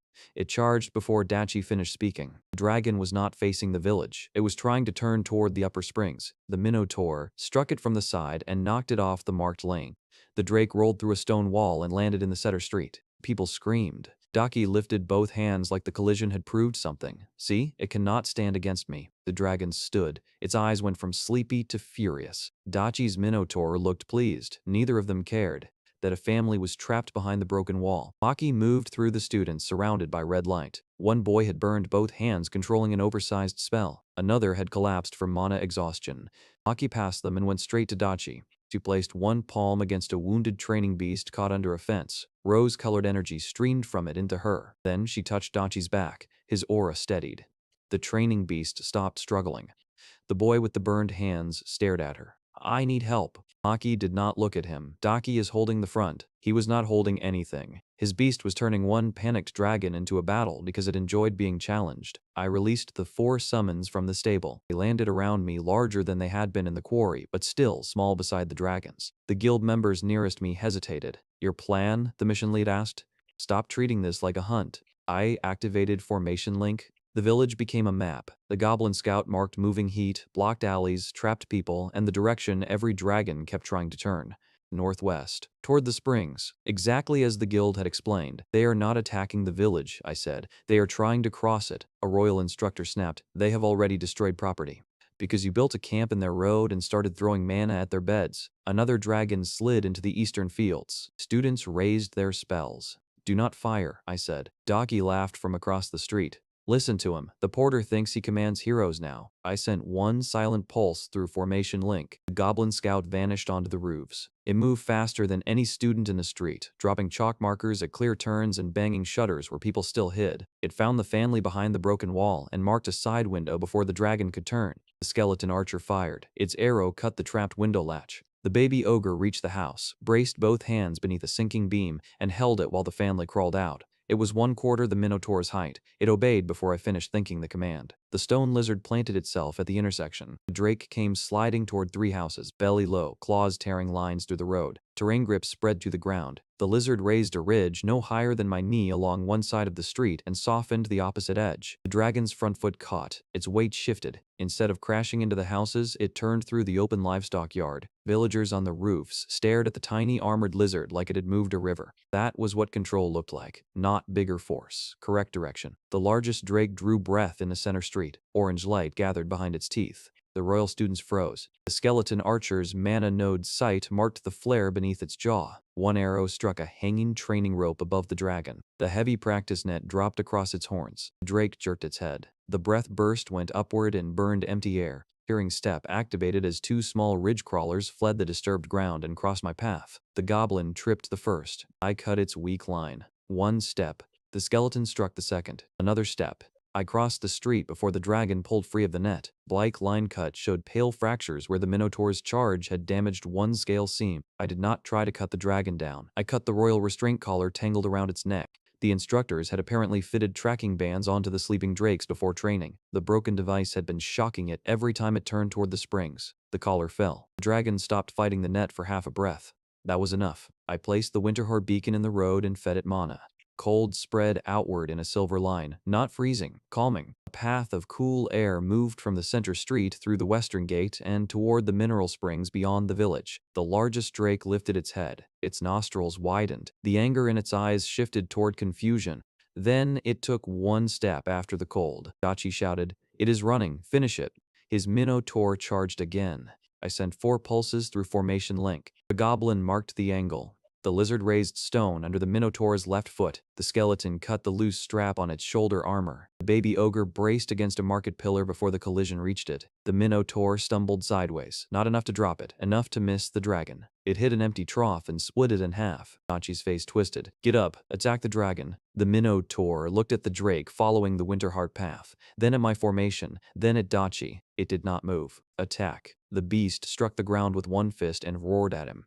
The sound threw dust off the roofs. Dachi stepped back. For the first time, everybody saw the truth. He did not control the Minotaur. He negotiated with its ego and called the moments it agreed, obedience. I did not have time to enjoy that. A second dragon had reached the student line. The royal potion surge began to collapse. One mage lost her spell halfway through forming it. A weapon user's reinforced legs failed under him. Maki's red aura flickered as the nearby training creatures ran out of vitality she could take. The dragon lowered its head and charged the exhausted class. The students who had laughed in the summoning hall stood in a cluster with no formation and nowhere to go. I could have let the royal instructors solve it. They were too far away. I could have let Dashi prove Beast Tyrant meant something. His Minotaur was still refusing him. So I used the template the first raid had taught me. Scout. Control, front line, range. The goblin crossed the dragon's sight and drew its head 2 degrees left. The stone lizard softened the road under its leading foot. The baby ogre planted in front of the students. It was not strong enough to stop a B-rank dragon. It did not need to stop it forever. The impact pushed the ogre backward, boots carving trenches through the road. It held for 1 second, then 2, long enough. The skeleton's arrow struck the damaged scale beneath the dragon's foreleg. Weak line cut brightened the same seam. Clearing step carried me across the final distance.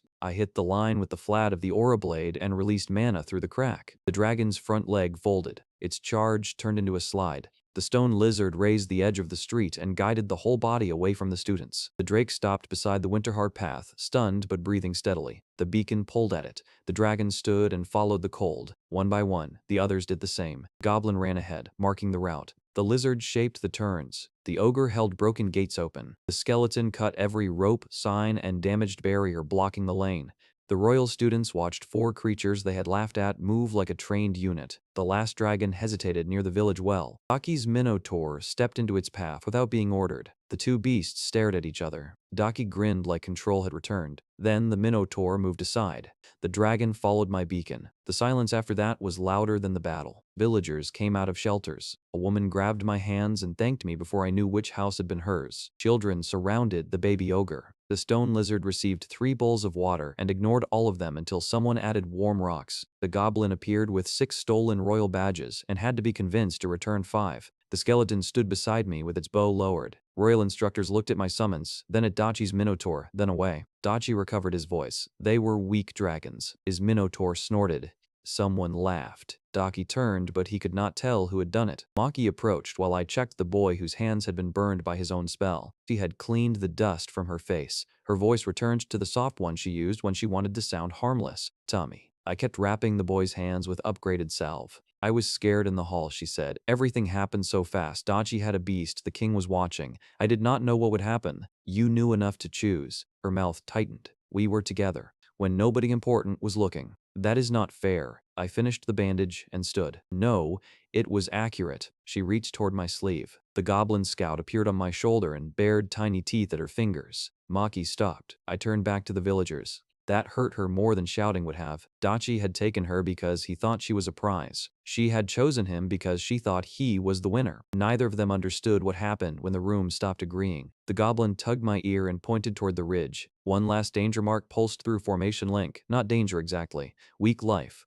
I followed it into a collapsed warm hollow above the springs. Broken shell pieces lay beneath a stone ledge. Most were old. One small egg remained wedged between roots, cracked along the side and cold compared to the surrounding ground. A round adult drake stood above it. One wing dragged slightly from the panic below. The guild escorts raised weapons. I lowered mine. The dragon looked at the Winterheart beacon in my hand, then at the migration path where the others had disappeared. It pushed the egg toward me with its nose. The shell rolled once and stopped against my boot. Public appraisal appeared for my adventurer card. Damaged dragon egg. Hatch probability near 0. Rank unreadable. Trade value negligible. The bag gave a different answer. Ancient bloodline detected. Maximum evolution route available. Estimated upgrade time 36 hours. The adult dragon waited. It was not giving me a treasure because it trusted humans. It was giving the egg to the one person who had not treated its whole family like targets. I placed the egg into the bag. Upgrade initiated. Time remaining 35 hours, 59 minutes. The dragon watched the pouch close. Then it turned and followed the others toward the springs. By sunset, the crown had received 3 reports. Tommy saved Hearthglen. Tommy commanded 4 named core beasts in formation. Tommy acquired a dragon egg. The king read each line twice. The royal advisor beside him whispered, "The Ark Shepherd is collecting bloodlines." The king looked toward the arena being prepared for day 7. "Then we cannot allow him to arrive with the students already believing him." 7-day plan progress. Bankroll secured. EXP engine secured. Route home unknown. Time remaining 2 days. I had just proven the crown withheld information that could have saved an entire village. On day 6, I decided to tell the class directly. I learned that proof and belief were not the same thing. The royal instructors rewrote the dragon attack before the dust settled. By the time the students reached their camp, the official version was already moving from tent to tent. Unexpected field test. Controlled territorial response. Royal training successfully contained the situation with civilian assistance. Civilian assistance meant me, 4 summoned monsters, 1 village guild, and every local who had spent the morning moving people out of the crown's mistake. Language was another kind of storage.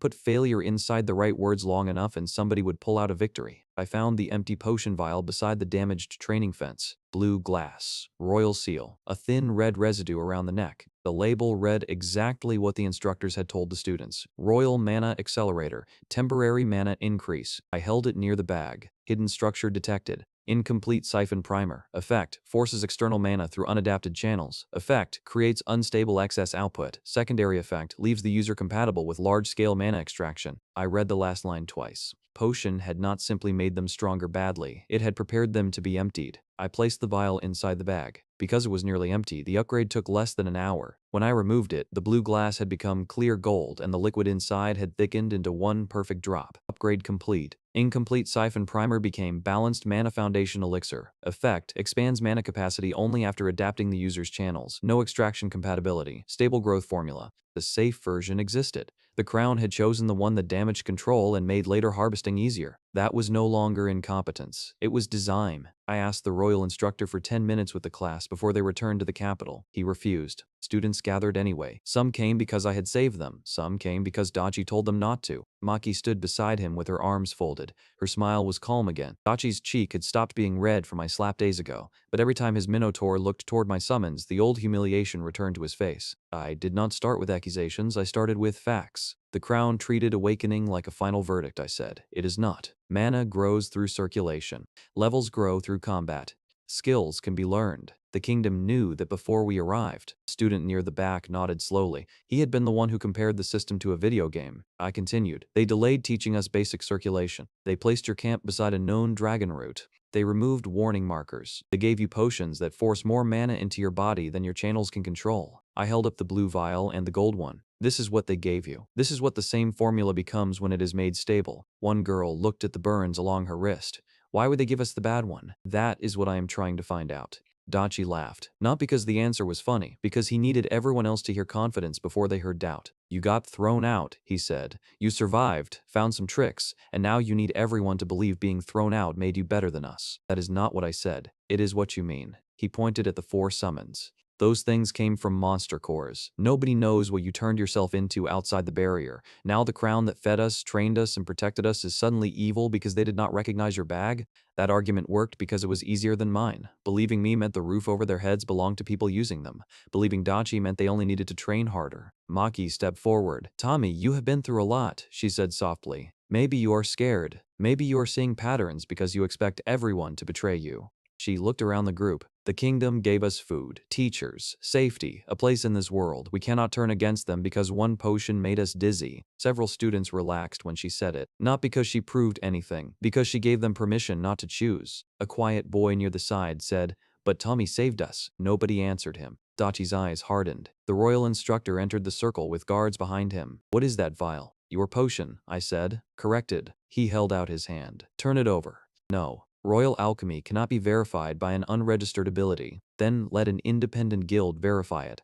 IDS. He took one step closer. Storage transformation is not recognized as evidence. That was when I knew he believed me. People do not rush to disqualify evidence they think is harmless. The guards collected every empty vial they could find. One student tried to hide hers. A guard took it anyway. I put the gold elixir back into my bag before they reached me. Dachi smiled like authority arriving had settled the argument. The quiet students did not. The hooded spy watched from the edge of the camp. His report reached the king before sunset. Subject is influencing the summoned group, he said through the crystal. He presented the accelerator as a siphon component. Several students hesitated. The king's voice became flat. Then he is no longer only an asset outside custody, he is an influence threat. A royal announcement came 1 hour later. All summoned students were ordered back to the capital for the 7th-day hero evaluation. The event would include a public battle royale. The winner would receive command status, elite royal resources, and priority access to the path home once the kingdom was secured. Path home. Those two words changed my decision. The safe move was to remain in Hearthglen. The villagers would hide me. The guild could delay a royal retrieval order. The crown would have to expose how much it feared a useless porter to drag me back by force. But the arena was connected to the summoning system. The potions were preparing mana for extraction. Now the king had admitted some kind of return route existed. I was going back. Not to prove I had value, not to win a title. I was going back because the answer to Objective 3 had finally shown itself. I spent the rest of Day 6 preparing for a trap everybody else called a competition. Formation link training came first. I stood in the village square while the force summons spread to opposite edges. The goblin moved through rooftops. The skeleton watched from the bell tower. The ogre trained beside the barns. The stone lizard followed underground water channels. I held all 4 streams at once without losing my own sight. Then I narrowed them. Threat, position, need, nothing else. We cleared 3 small monster pockets along the ridge before nightfall. I chose them for training value, not loot. The first pocket belonged to ashwolves that hunted in pairs. One showed itself while the second circled through brush. On our first exchange, the goblin scout marked the visible wolf and almost missed the real threat. I froze the formation, made it watch the tracks instead of the teeth, and sent it back through the route. The second time, it vanished between 2 chalk marks and appeared behind the hidden wolf before the attack began. Goblin Scout reached level 14. Skill evolved. Marked route. Effect: the scout can designate safe movement points for linked allies and move between nearby marks with reduced visibility. Now was not teleportation, it was better pathing performed so quickly the eye lost the middle. In the battle royale, it would let the goblin move through a crowd without treating every student as a target. The second pocket held rockback boars. They were smaller than the dragons but built around the same problem: weight, charge, and too much confidence in a straight line. The stone lizard shaped a shallow funnel. The baby ogre stood at the narrow end. First boar struck and pushed it 6 steps. The ogre wanted to chase after the miss. I sent one silent command: hold. It returned to the same place. The lizard raised a ridge behind its heels. On the second charge, the ogre caught the impact, turned its shoulders, and sent the boar sliding into soft ground instead of striking back wildly. Baby ogre reached level 15. Skill evolved. Impact brace. Effect: converts part of a frontal collision into stable footing for nearby linked allies. Stone lizard reached level 16. Skill evolved. Ridge wall. Effect: raises short defensive terrain along a marked formation link line. Big attacks no longer had to be stopped by a bigger attack. They could become structure for the rest of the team. The third pocket was a cluster of mana moths nesting around stone imps.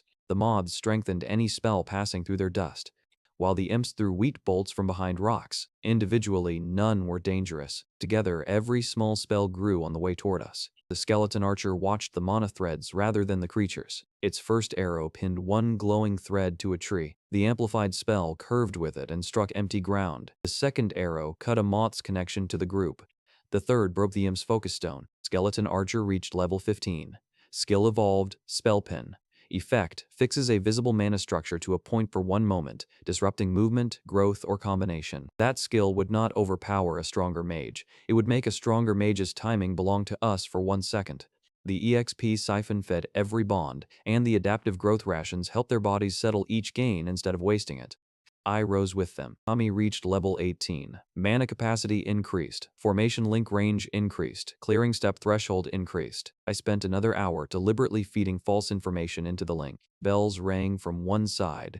Stones rolled from another. Villagers moved through the training field carrying flags while the summons maintained separate jobs. At first, every signal felt urgent. By the end, I could discard anything that did not threaten the objective. Route, weak point, person in danger, everything else became background.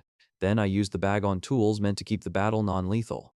A cheap healing tonic became field recovery mist, enough to stabilize a group without refilling the unstable royal mana in one dangerous surge. Ordinary binding cable became oat steel restraint, which tightened against hostile mana but loosened when the restrained person stopped fighting. 3 thin shield plates became impact diffusion plates. Each could absorb 1 overwhelming strike by breaking in layers instead of sending the whole force into my body. The bag could make weapons. The more important discovery was that it could make mercy practical. I did not know exactly what the king planned for day 7. I knew the students might stand between me and the answer. These upgrades gave me ways to move them without treating them like creatures in a dungeon. Then I found an old cracked boundary stake in the village storehouse. It had once stabilized emergency barriers during dragon season, but the crystal inside had split years ago. The bag took most of the night to repair it. Upgrade complete. Cracked boundary stake became world anchor. Effect stabilizes local space. Effect prevents forced portal collapse for a limited duration. Effect can hold one realm boundary open if supplied with sufficient mana. That was the first tool I had found that spoke directly to a road between worlds. The dragon egg pulsed inside the bag. A tiny heartbeat moved through the bond space. Maximum bloodline reconstruction, 92%. Hatching condition, high density sovereign mana.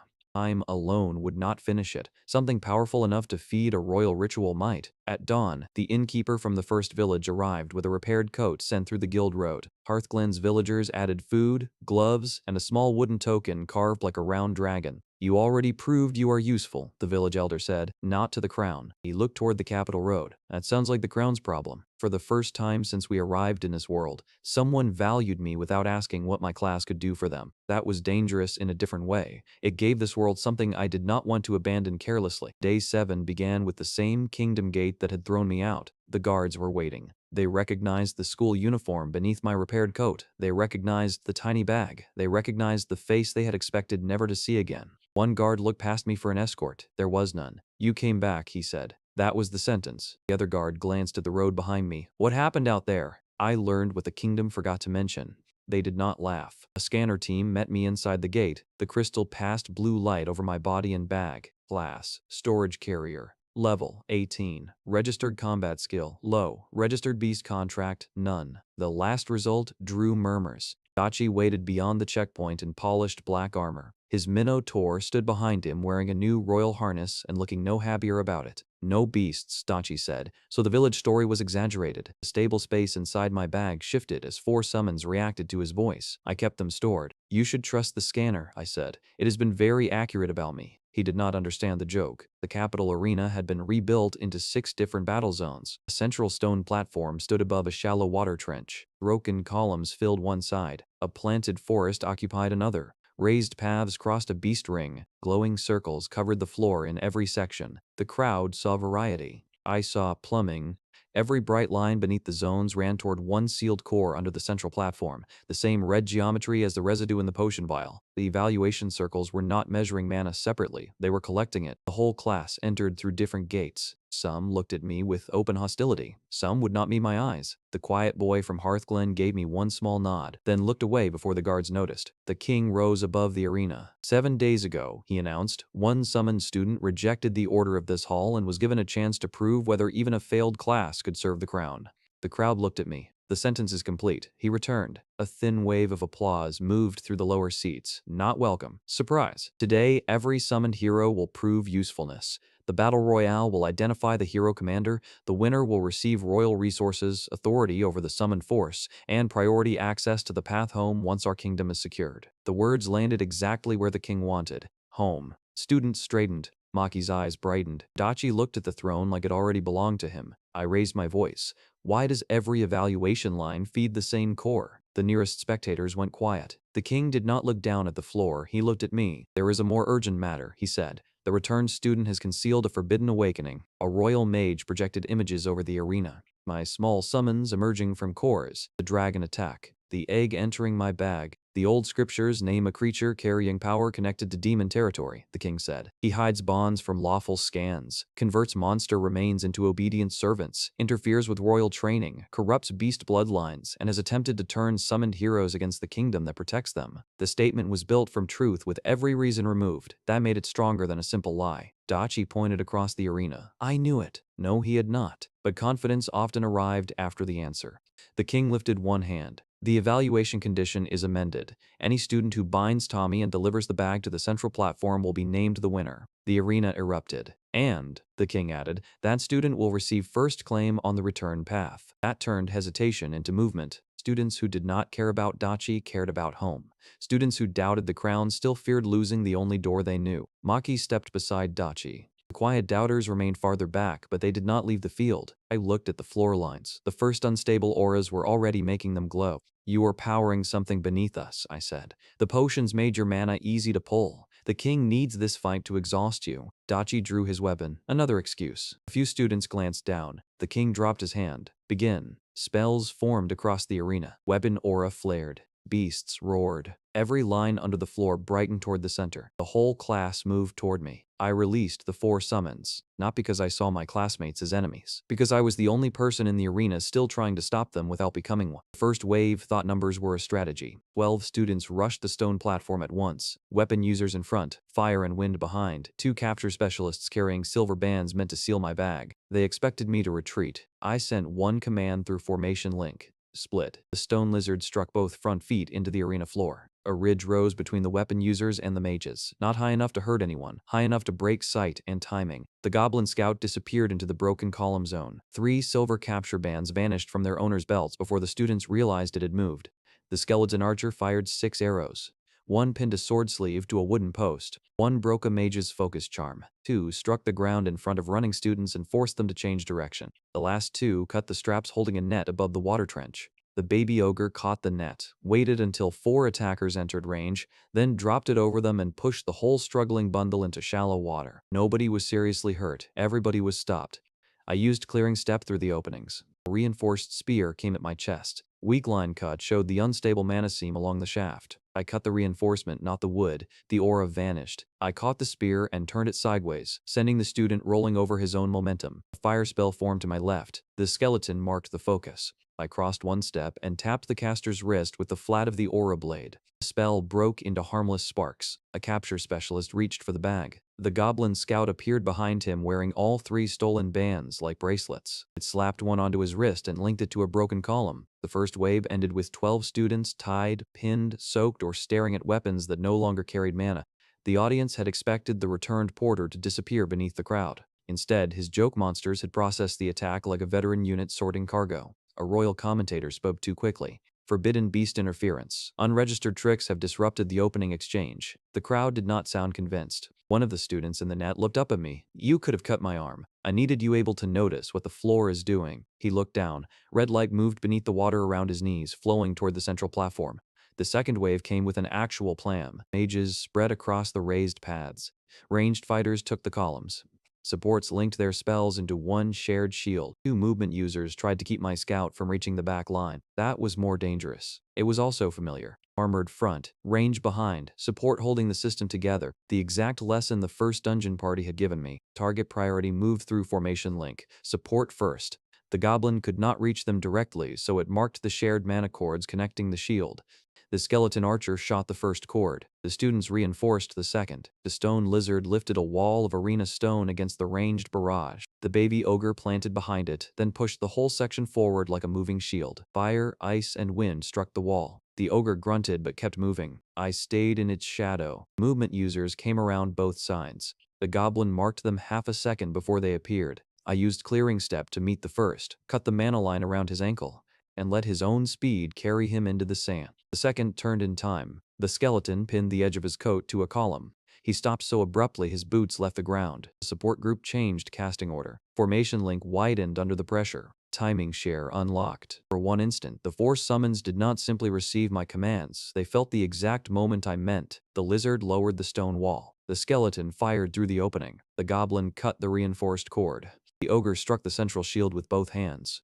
I used weak line cut on the shared link. The whole combination ended in the same heartbeat. The shield vanished. Nobody expected it to disappear while every individual spell still held. The mages lost balance. The support team fell backward. The second wave stopped. Then the arena began taking more than the students could afford. A windcaster tried to stand and produced only a thin breath of air. A fighter stared at his hands. My mana is not recovering. Another student checked her status. I had half left. The red lines under them glowed brighter. Because the arena is eating it, I shouted. The crowd heard. The students heard. The king heard. The king heard. Continue the evaluation, he ordered. That was the wrong answer. Even Dachi's supporters looked toward the throne. Maki moved before the doubt could spread. She extended both hands. Lifesteal opened across the arena in a web of dark roses. At first, the threads attached to practice constructs released from the beast ring. Then they reached the students who were already down. A girl trapped beneath the net gasped as red light left her chest. A weapon user's reinforced aura collapsed entirely. Maki drew all of it into herself. Her hair lifted, her eyes brightened, mana gathered around her so thick the air shimmered. Then she sent one narrow stream toward Dachi. Most of the stolen power stayed with her. I am supporting the commander, she said. You are draining classmates who cannot move. They agreed to fight for the crown. They did not agree to become your potion. Maki's expression hardened. Winning requires sacrifice. The words traveled farther than she intended. The girl beneath the net heard them. So did everybody Maki had called a friend that week. Minus and Brevere. Weak line cut showed her like steel web as one bright root with dozens of smaller branches. I crossed 2 clearing steps, turned under a red lash and cut the root. The webs snapped. Tile, buns, bills. Stolen mana fell back into the people nearest her in uneven pulses. Maki stumbled. The glow around her dropped by half. For the first time, her skill looked exactly like what it did. She looked from Dachi's failing side to me. Then she changed her voice. Tommy, I can help you expose the king. The sentence was so quick it almost impressed me. Protect me, and I will tell them you were right. You keep changing sides and calling it survival. I am trying not to lose everything. You keep treating people like things you can stand beside until something better appears. I stepped past her. She reached for my arm. The stone lizard raised a small ridge between us. Maki stared at it. Even the ground had rejected the offer. Daki entered the center zone alone. He had another blue accelerator vial in his hand. The senior instructor stood from his seat. Do not drink that. Daki pulled the stopper with his teeth. You all saw him embarrass me because my beast was tired. The minotaur behind him struck its fists together. It had not been tired, it had been unwilling.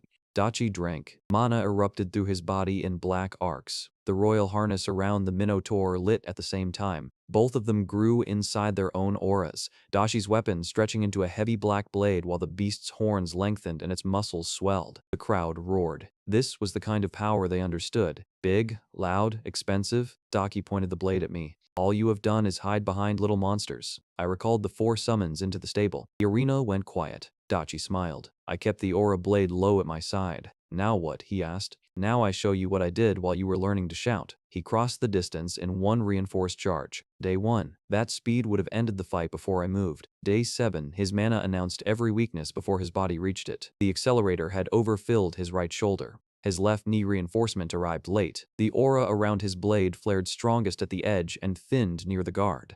Weak lines everywhere. I moved 1 step outside the strike. Clearing step did not activate because Dachi was not a dungeon creature and I had not defeated anything. Good. I needed to prove the rest of my growth was mine. His blade struck stone. I cut the reinforcement around his wrist. The weapon stayed intact. His grip failed. Dachi caught it with the other hand and spun into a second strike. I reinforced my legs, lowered my center, and let the flat of his blade pass over my shoulder. The aura blade touched the dark mana around his ribs. Weak line cut. Half his body reinforcement flickered out. He stumbled, not because I was stronger, but because he had expected magic to support weight it no longer carried. Daki recovered with anger instead of balance. That made the next move easier. He attacked high. I stepped inside, struck the guard, and turned his blade into the sand. The point buried itself. I placed my weapon against his chest without cutting. The entire exchange had lasted 6 breaths. The crowd did not cheer. They were busy replacing one story with another. Dachi looked at the blade at his chest, then at me. No. He refused the result like it needed his permission. Beast, tyrant, he screamed, crush him.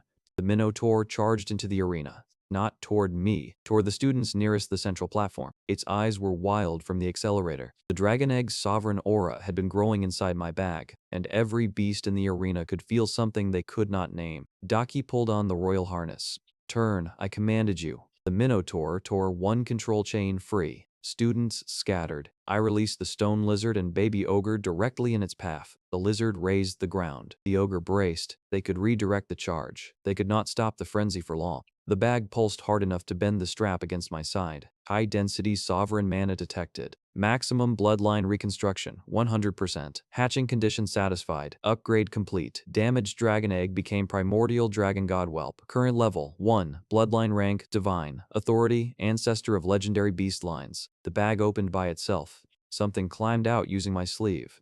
It was smaller than the goblin had been on day 2. Round silver belly, 4 little black claws, 2 folded wings too large for its body, a crown-shaped ridge of gold scales between bright blue eyes. The whelp reached my shoulder, looked around the arena, and sneezed one tiny spark. Dachi stared. Then he laughed. That is your dragon? The minotaur stopped mid-charge. Its front foot came down slowly. The black blade in its hand dropped into the sand. Then the giant beast lowered one knee. Every contracted beast in the arena reacted. Wolves flattened their ears and bowed. Birds landed. Armored mounts lowered their heads. Even the royal beasts outside the field turned toward my shoulder. Humans saw the status panel a second later. Primordial Dragon God Whelp. Level 1. Divine Bloodline Authority. Ancestor of legendary beast lines. Daki's laugh ended without sound. The whelp looked at his minotaur. It made one soft chirping noise. Sovereign calm activated. The frenzy left the beast's eyes. The unstable black aura thinned. I pointed toward Dachi, who had dropped to one knee as his accelerator crashed. Protect him, Frofton, to Est. The Minotaur looked at me, then at the tiny dragon. Then it picked Dachi up with one hand and moved him away from the glowing center platform. I had given his beast more useful direction in one sentence than Dachi had managed in 7 days. Dachi pushed weakly against its fingers. Put me down. Minotaur ignored him for his own safety. Maki stared at the dragon whelp on my shoulder. Her eyes moved from it to the king, then back to me. For once, there was no stronger person she could reach quickly enough. Several students lowered their weapons. The quiet boy from Hearthclan stepped between me and a royal guard. He was right about the arena, he said. Another student looked at the red lines beneath her feet. They are still pulling mana. The class turned toward the throne. The king saw the movement. He saw the dragon god. He saw the arc shepherd he had thrown outside the barrier standing at the center of every beast's attention. Then he stopped pretending the battle royale mattered. He placed both hands on the throne controls. The central platform opened. Red light surged through every arena line at once. Students dropped as their remaining mana was pulled downward. The royal barrier sealed over the crowd. My 4 summons spread to Formation Link, holding students away from the brightest channels. I planted the world anchor near the core. Space stabilized around us, but the siphon kept building. The king's voice carried through the arena. The measure is sufficient. Daki looked up from the Minotaur's hand. Measure for what? The sky split before the king answered. Not like lightning, like fabric pulled apart from the other side. Dark terrain appeared beyond the opening. Towers shaped from black stone, a red horizon, something enormous moving where the distance should have been. The crystal voice returned from everywhere at once. I told you, it said, he waits for no one. The person the crown called the enemy had just stopped the entire class without seriously harming them. Then the real owner of the ritual looked through the sky. Demon territory did not enter the arena through one doorway. It appeared over everything. Blue sky dimmed behind a red-black layer. Cracks opened above the stands, showing distant ground that did not belong to our world. Black towers leaned across a horizon too large to fit behind them. Heavy mana filled the air until breathing felt like pulling water into my lungs. The arena remained beneath my feet, so did somewhere else. The 2 places had been laid over each other by the ritual. A shape gathered inside the largest tier, not the demon lord's full body. The boundary could not hold that. An avatar formed from smoke, armor, and 2 pale eyes that looked down on the kingdom like it had already counted everything inside. The crowd stopped screaming. Fear reached a point where sound became useless. The king remained standing above the arena. He looked smaller than he had 7 days ago. The avatar spoke. The offering is thin. The words pressed against every surface. The king bowed his head. The summon batch developed more slowly than projected. Dachi heard him. So did everyone else. Offering, one student whispered. The red lines beneath us answered before the king did. They pulled again. Nah. Mana left students in visible streams, not all of it, enough to make knees buckle and skills disappear. The potion residue in their channels lit like hooks. The truth became simple once it stopped hiding. Every 100 years, the boundary between this kingdom and demon territory weakened. The crown had not summoned heroes because only outsiders could save the world. It summoned young people because our souls came from a place without this world's fixed mana patterns. Flexible, dense, easy to reshape. The kingdom awakened classes inside us. Drained us, overfilled us, then placed us in an arena designed to make us spend everything at once. The collected mana renewed a pact that kept demon territory from crossing fully during the Lord's waking cycle. We were saving the kingdom. That part had always been technically true. We were not the heroes. We were the payment. The quiet boy beside me stared at the king. You knew? The king finally looked at the students instead of the avatar. I knew what survival costs. Maki's face had gone white. Daki stopped fighting the Minotaur's grip. The demon lord's eyes moved across the class. 40 vessels, he said. Damaged, poorly ripened. 1 proper shepherd. His attention landed on me. The bag at my side tightened as if the space inside it had become aware of being seen. The royal advisor's old scripture appeared in a projection above the throne. The words were not meant for the crowd, but the ritual had opened every hidden layer at once. Carry the fallen lines, return them named. Hold living mana where no crown may mark it. Anchor the door between worlds. Arc Shepherd. The title had never meant a person who merely summoned monsters. It meant a living vault that could carry bloodlines, stabilize a boundary, and move mana without allowing either side to own it. The crown expected the ability to awaken among the students under royal control. The Arc Shepherd was supposed to guide beast energy into the ritual, reduce loss among valuable royal assets, and carry whatever the core could not hold. My public class had hidden the prophecy behind the word storage. The king had looked at a tiny bag, seen no attack power, and banished the one person his ritual actually needed. That was why the spy followed me. That was why the crown watched but did not retrieve me immediately. They needed to know whether the old scripture had truly appeared. The demon lord seemed amused. You discarded the hand meant to close your gate. The king's expression did not change. A ruler acts on the information available. No, I said. A ruler asks what an ability does before throwing it outside. His eyes sharpened. This is not a game, boy. That is why your mistakes matter. The arena core pulled harder. Students cried out. Dachi's minotaur lowered him carefully, then placed its body between him and the nearest ritual line. The dragon godwell pressed against my neck and released a soft pulse of sovereign mana that steadied every beast, but it could not replace what the arena was taking from humans. The king gripped the railing. You speak as though the choice is simple. The pact has protected millions for centuries. Every crown before mine paid what was required. A kingdom cannot ask whether each stone wishes to be part of the wall. We are not stones. You are outsiders. The words landed harder than any insult Dachi had used, not because they hurt me, because the king finally said the line his entire system was built around. Outsiders could be used without becoming part of the moral count. You summoned us without consent, I said. Hid the way home, lied about power, filled people with unstable mana, then called the result duty. The king looked toward the stands where his citizens watched. If the pact fails, those citizens disappear beneath demon territory. Would you trade their lives for 40 strangers? The demon lord laughed. The sound shook dust from the arena walls. You still think the bargain belongs to you. The largest crack in the sky widened. For one impossible second, another place appeared through it. A street under gray rain, power lines, a convenience store sign, a bicycle leaning against a railing. Earth, my world. The sight reached somewhere behind every plan I had made. I'd spent 7 days treating home like the third objective on a list, because lists were easier than admitting what the word meant. Familiar air, a language nobody needed translated, a place where monsters did not own the roads and kings did not summon classrooms into rituals. The demon lord turned the opening slightly, and I saw the school gate we had vanished from. The road recognizes you, he said.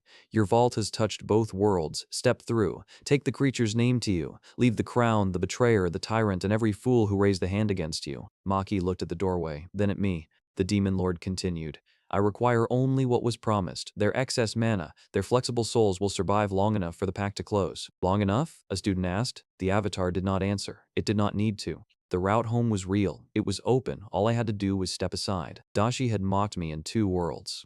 Maki had treated me like a boyfriend only when kindness cost nothing. Most of the class had laughed in the hall, believed the king over the person who saved them, and attacked me for a better place in line. The king had banished me as broken equipment. I owed none of them forgiveness. Maki crawled 1 step toward me before the red line beneath her pulled her down again. Tommy, her voice shook. We were together. No, I said. You kept me nearby. I made a mistake. You made the same choice every time the room changed. Please. She looked at the open street from Earth. You cannot leave me here. I looked at her. I can protect you without pretending you chose me. That was all she got.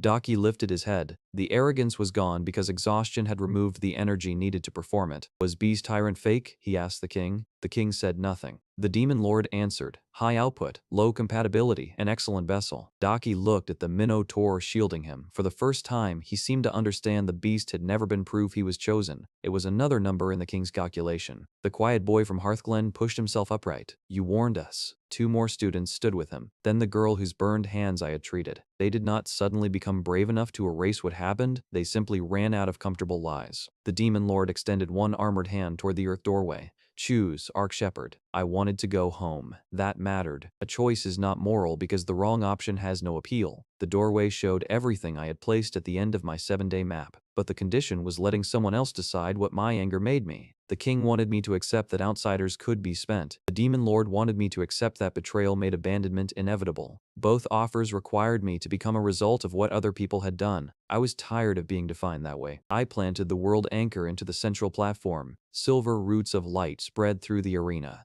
The earth doorway stopped flickering. The demon lord's eyes narrowed. I refused the bargain, I said. The king exhaled in relief too early. I refuse yours too. I looked at the students. I am not saving you because you earned it from me. I am saving you because neither of them gets to choose what kind of person I become. The red arena lines surged. The demon lord's avatar stepped farther through the boundary. Black shapes poured from the cracks around him. Armored hounds, winged shadows, and tall constructs built from smoke around bright red cores. The final problem arranged itself. Stop the extraction, keep the portal stable, push the manifestation back, preserve the coordinates home, and do it with a field full of people whose mana had already been taken. I activated Formation Link at full range. The 4 summons appeared across the arena zones. Goblin Scout landed in the broken column section. The skeleton archer took the highest remaining platform. The baby ogre planted beside the world anchor. The stone lizard pressed its body into the central floor and mapped every siphon channel below us. The dragon god whelp climbed from my shoulder to the top of the anchor, spread its tiny wings, and released sovereign calm across every contracted beast. Then I pointed at the students.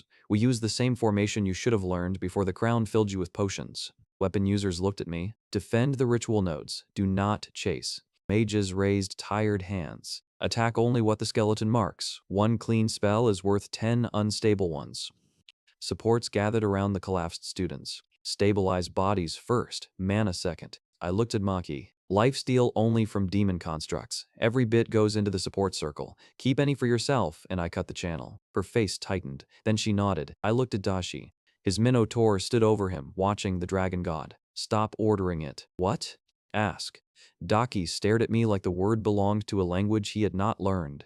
A winged shadow dropped toward 3 exhausted students. Minotaur moved to intercept on instinct. Daki swallowed whatever answer he wanted to give. Please, he said to the beast, hold the center. The Minotaur turned its head. For 1 breath, nothing happened. Then it lifted Dachi onto one shoulder and stepped beside the baby ogre. Not because Beast Tyrant forced it, because it chose the job.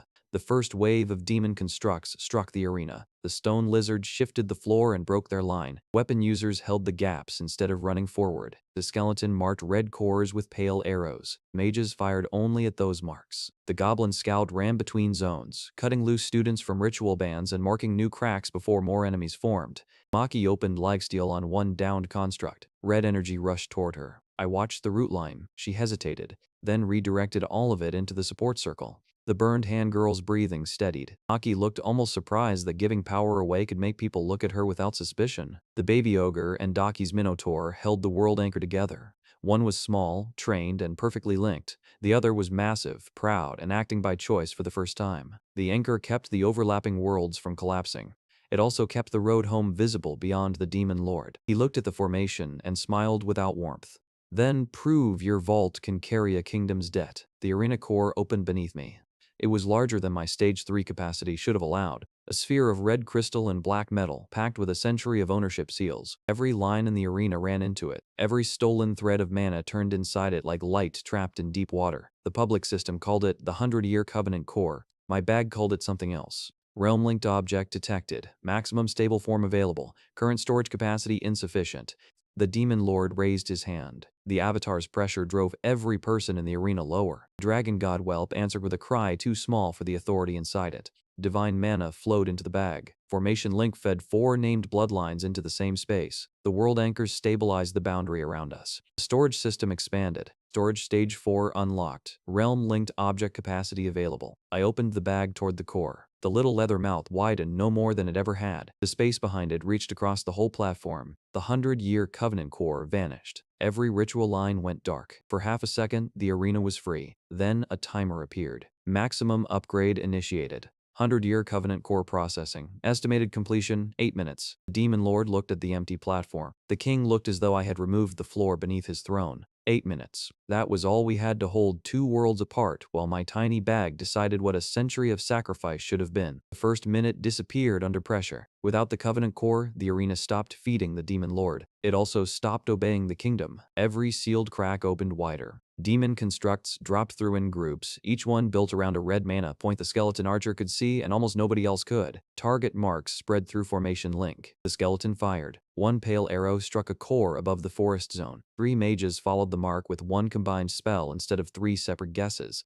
Wind narrowed the fire. Ice contained the edges. The construct broke apart before it landed. Perfect Harvest recognized the fragments. Hundredfold Drop Bloom activated. Red shards multiplied across the ground, but they were not monsters, and the blade did not create more enemies. It multiplied what could be used from the defeated manifestation. Demon Mana Fragment X1 became Refined Mana Fragment X100.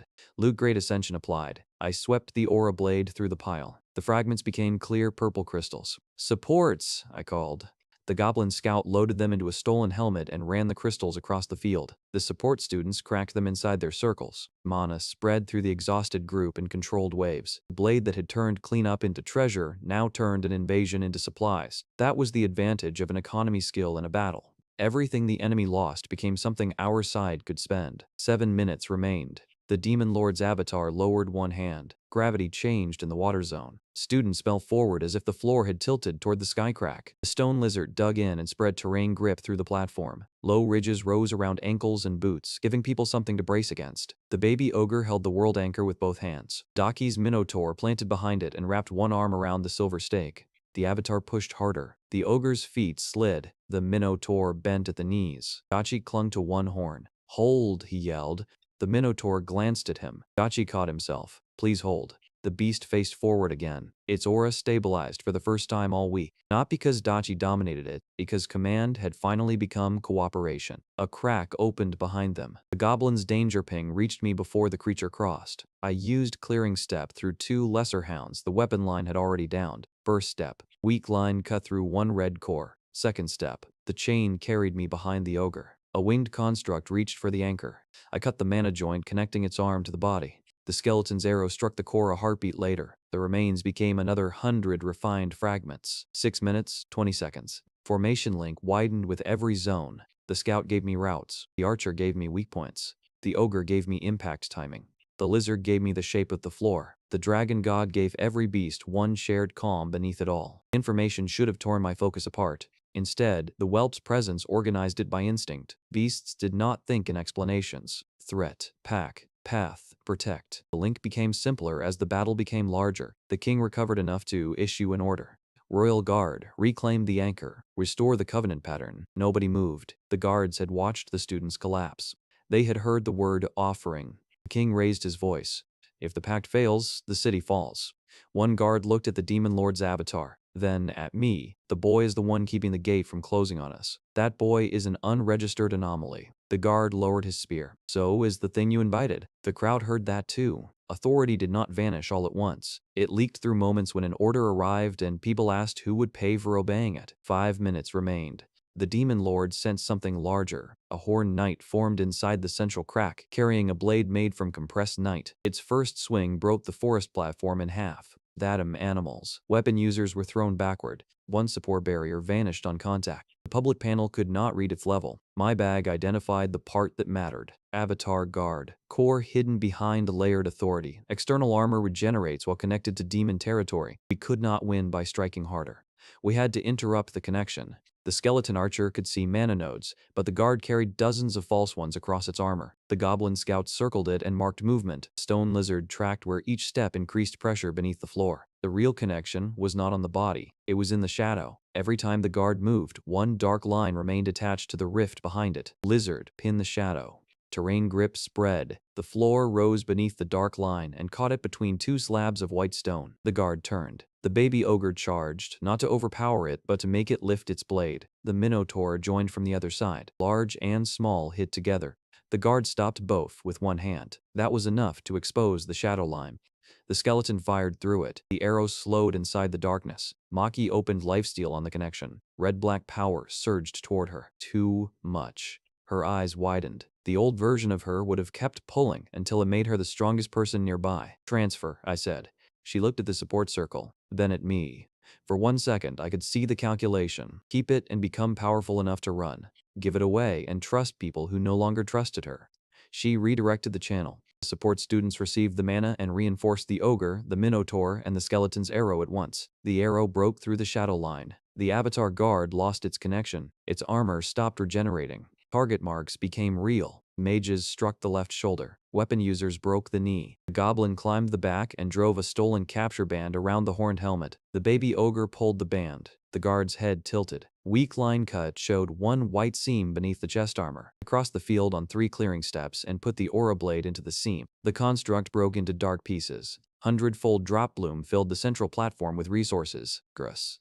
Refined boundary metal, sovereign mana shards, 1 realm pressure stone, bag timer accelerated, external compatible resources absorbed, upgrade time reduced, 3 minutes, 41 seconds. The demon lord's eyes narrowed. You turn every loss into inventory. That is what storage is for. His avatar stepped fully onto the arena floor. The pressure alone extinguished half the remaining spells. The dragon god whelp spread its little wings and stood on the world anchor. The avatar looked down at it. An infant wearing an ancestor's name. The whelp chirped. Every beast in the arena raised its head. The avatar released a wave of bloodline fear. Royal wolves whimpered. Flying beasts lost height. The minotaur's knees bent. The whelp answered with sovereign calm. The wave broke around it. Level 1, tiny body, absolute authority. The minotaur stood again. The stone lizard pushed forward. The baby ogre roared. For the first time, the demon lord's expression changed from amusement to interest. He struck toward the whelp. Dachi moved before I did. He slid from the minotaur's shoulder and threw the broken royal harness chain into the path of the attack. The chain meant nothing against the avatar's force. The minotaur understood the intent. It caught Dachi with one hand and placed its own body between the strike and the anchor. Dark force hit its shoulder. The beast dropped to one knee but did not release the stake.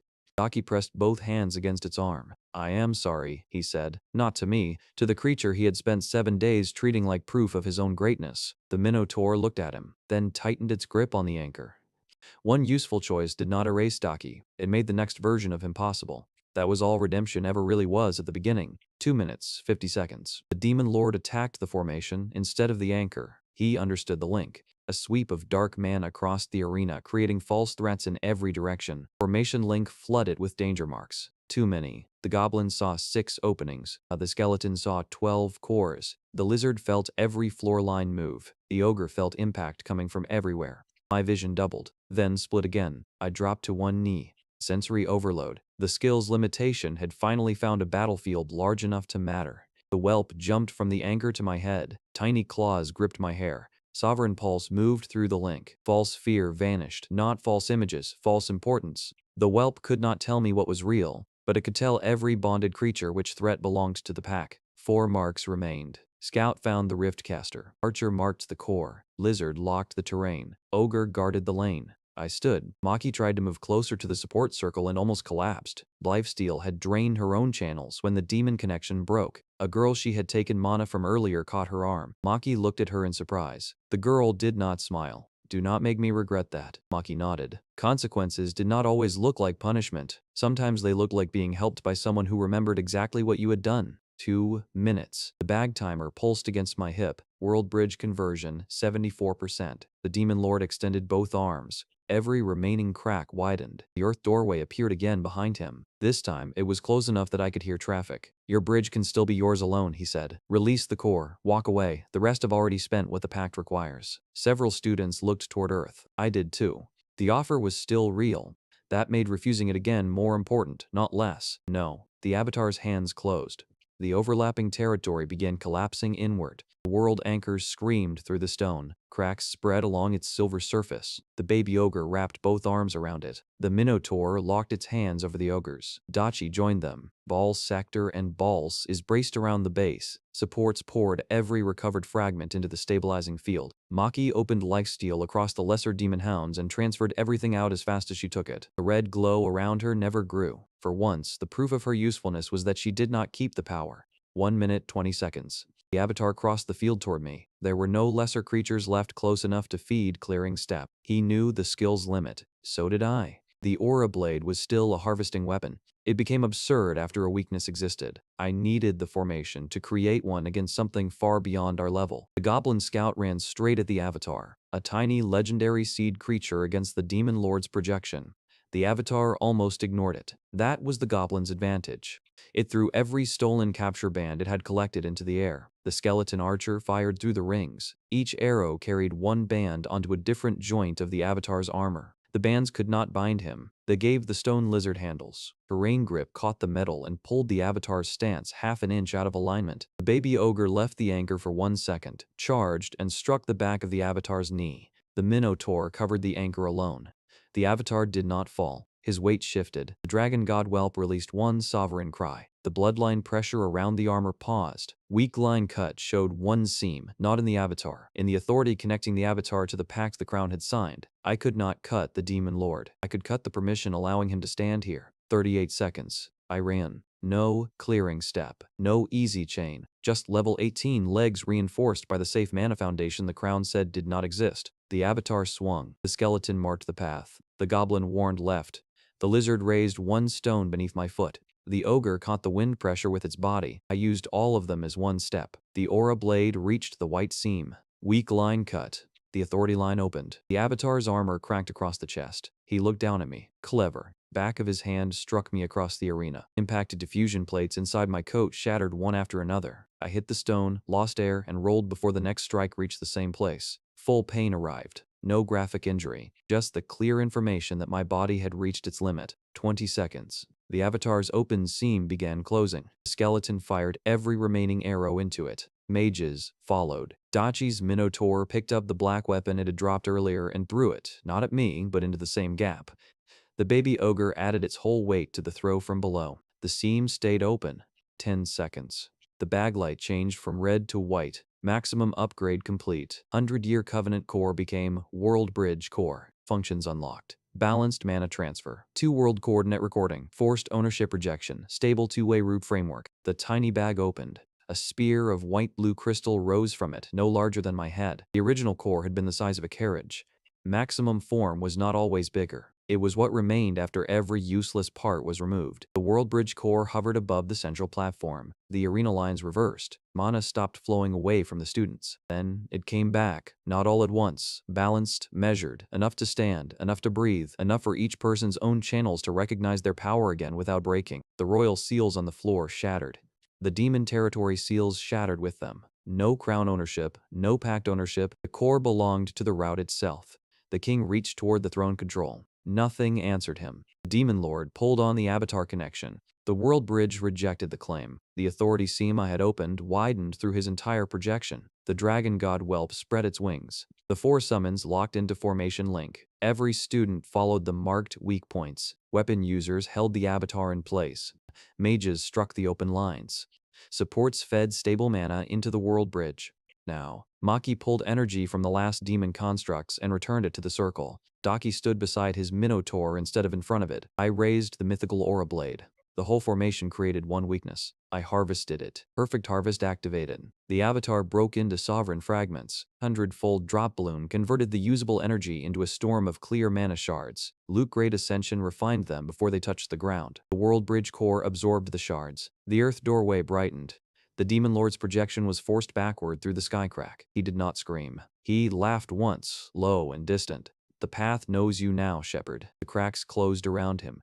The crown is not the only hand guarding the second key. Then demon territory vanished. Blue sky returned above the arena. The earth doorway remained for 3 seconds longer, long enough for the world bridge core to record coordinates, long enough for me to see rain hitting the school gate, long enough to know home had not been a lie. Then the doorway narrowed to a line and disappeared. Route coordinates recorded. Passage incomplete. Missing requirement. Second world key. Minimum energy threshold not met. Objective 3 did not end with an open door. It ended with a map. That was enough for 7 days. The World Bridge core revealed one more thing before the arena returned to normal. Forced ownership rejection did not only strip the current seals, it opened the records hidden inside them. White pages of light spread across the sky where demon territory had been. Cycle 100 years prior, summoned vessels 41, mana received. Return calibration completed. Return passage withheld. Cycle 200 years prior, summoned vessels 38, mana received. Return calibration completed. Return passage withheld.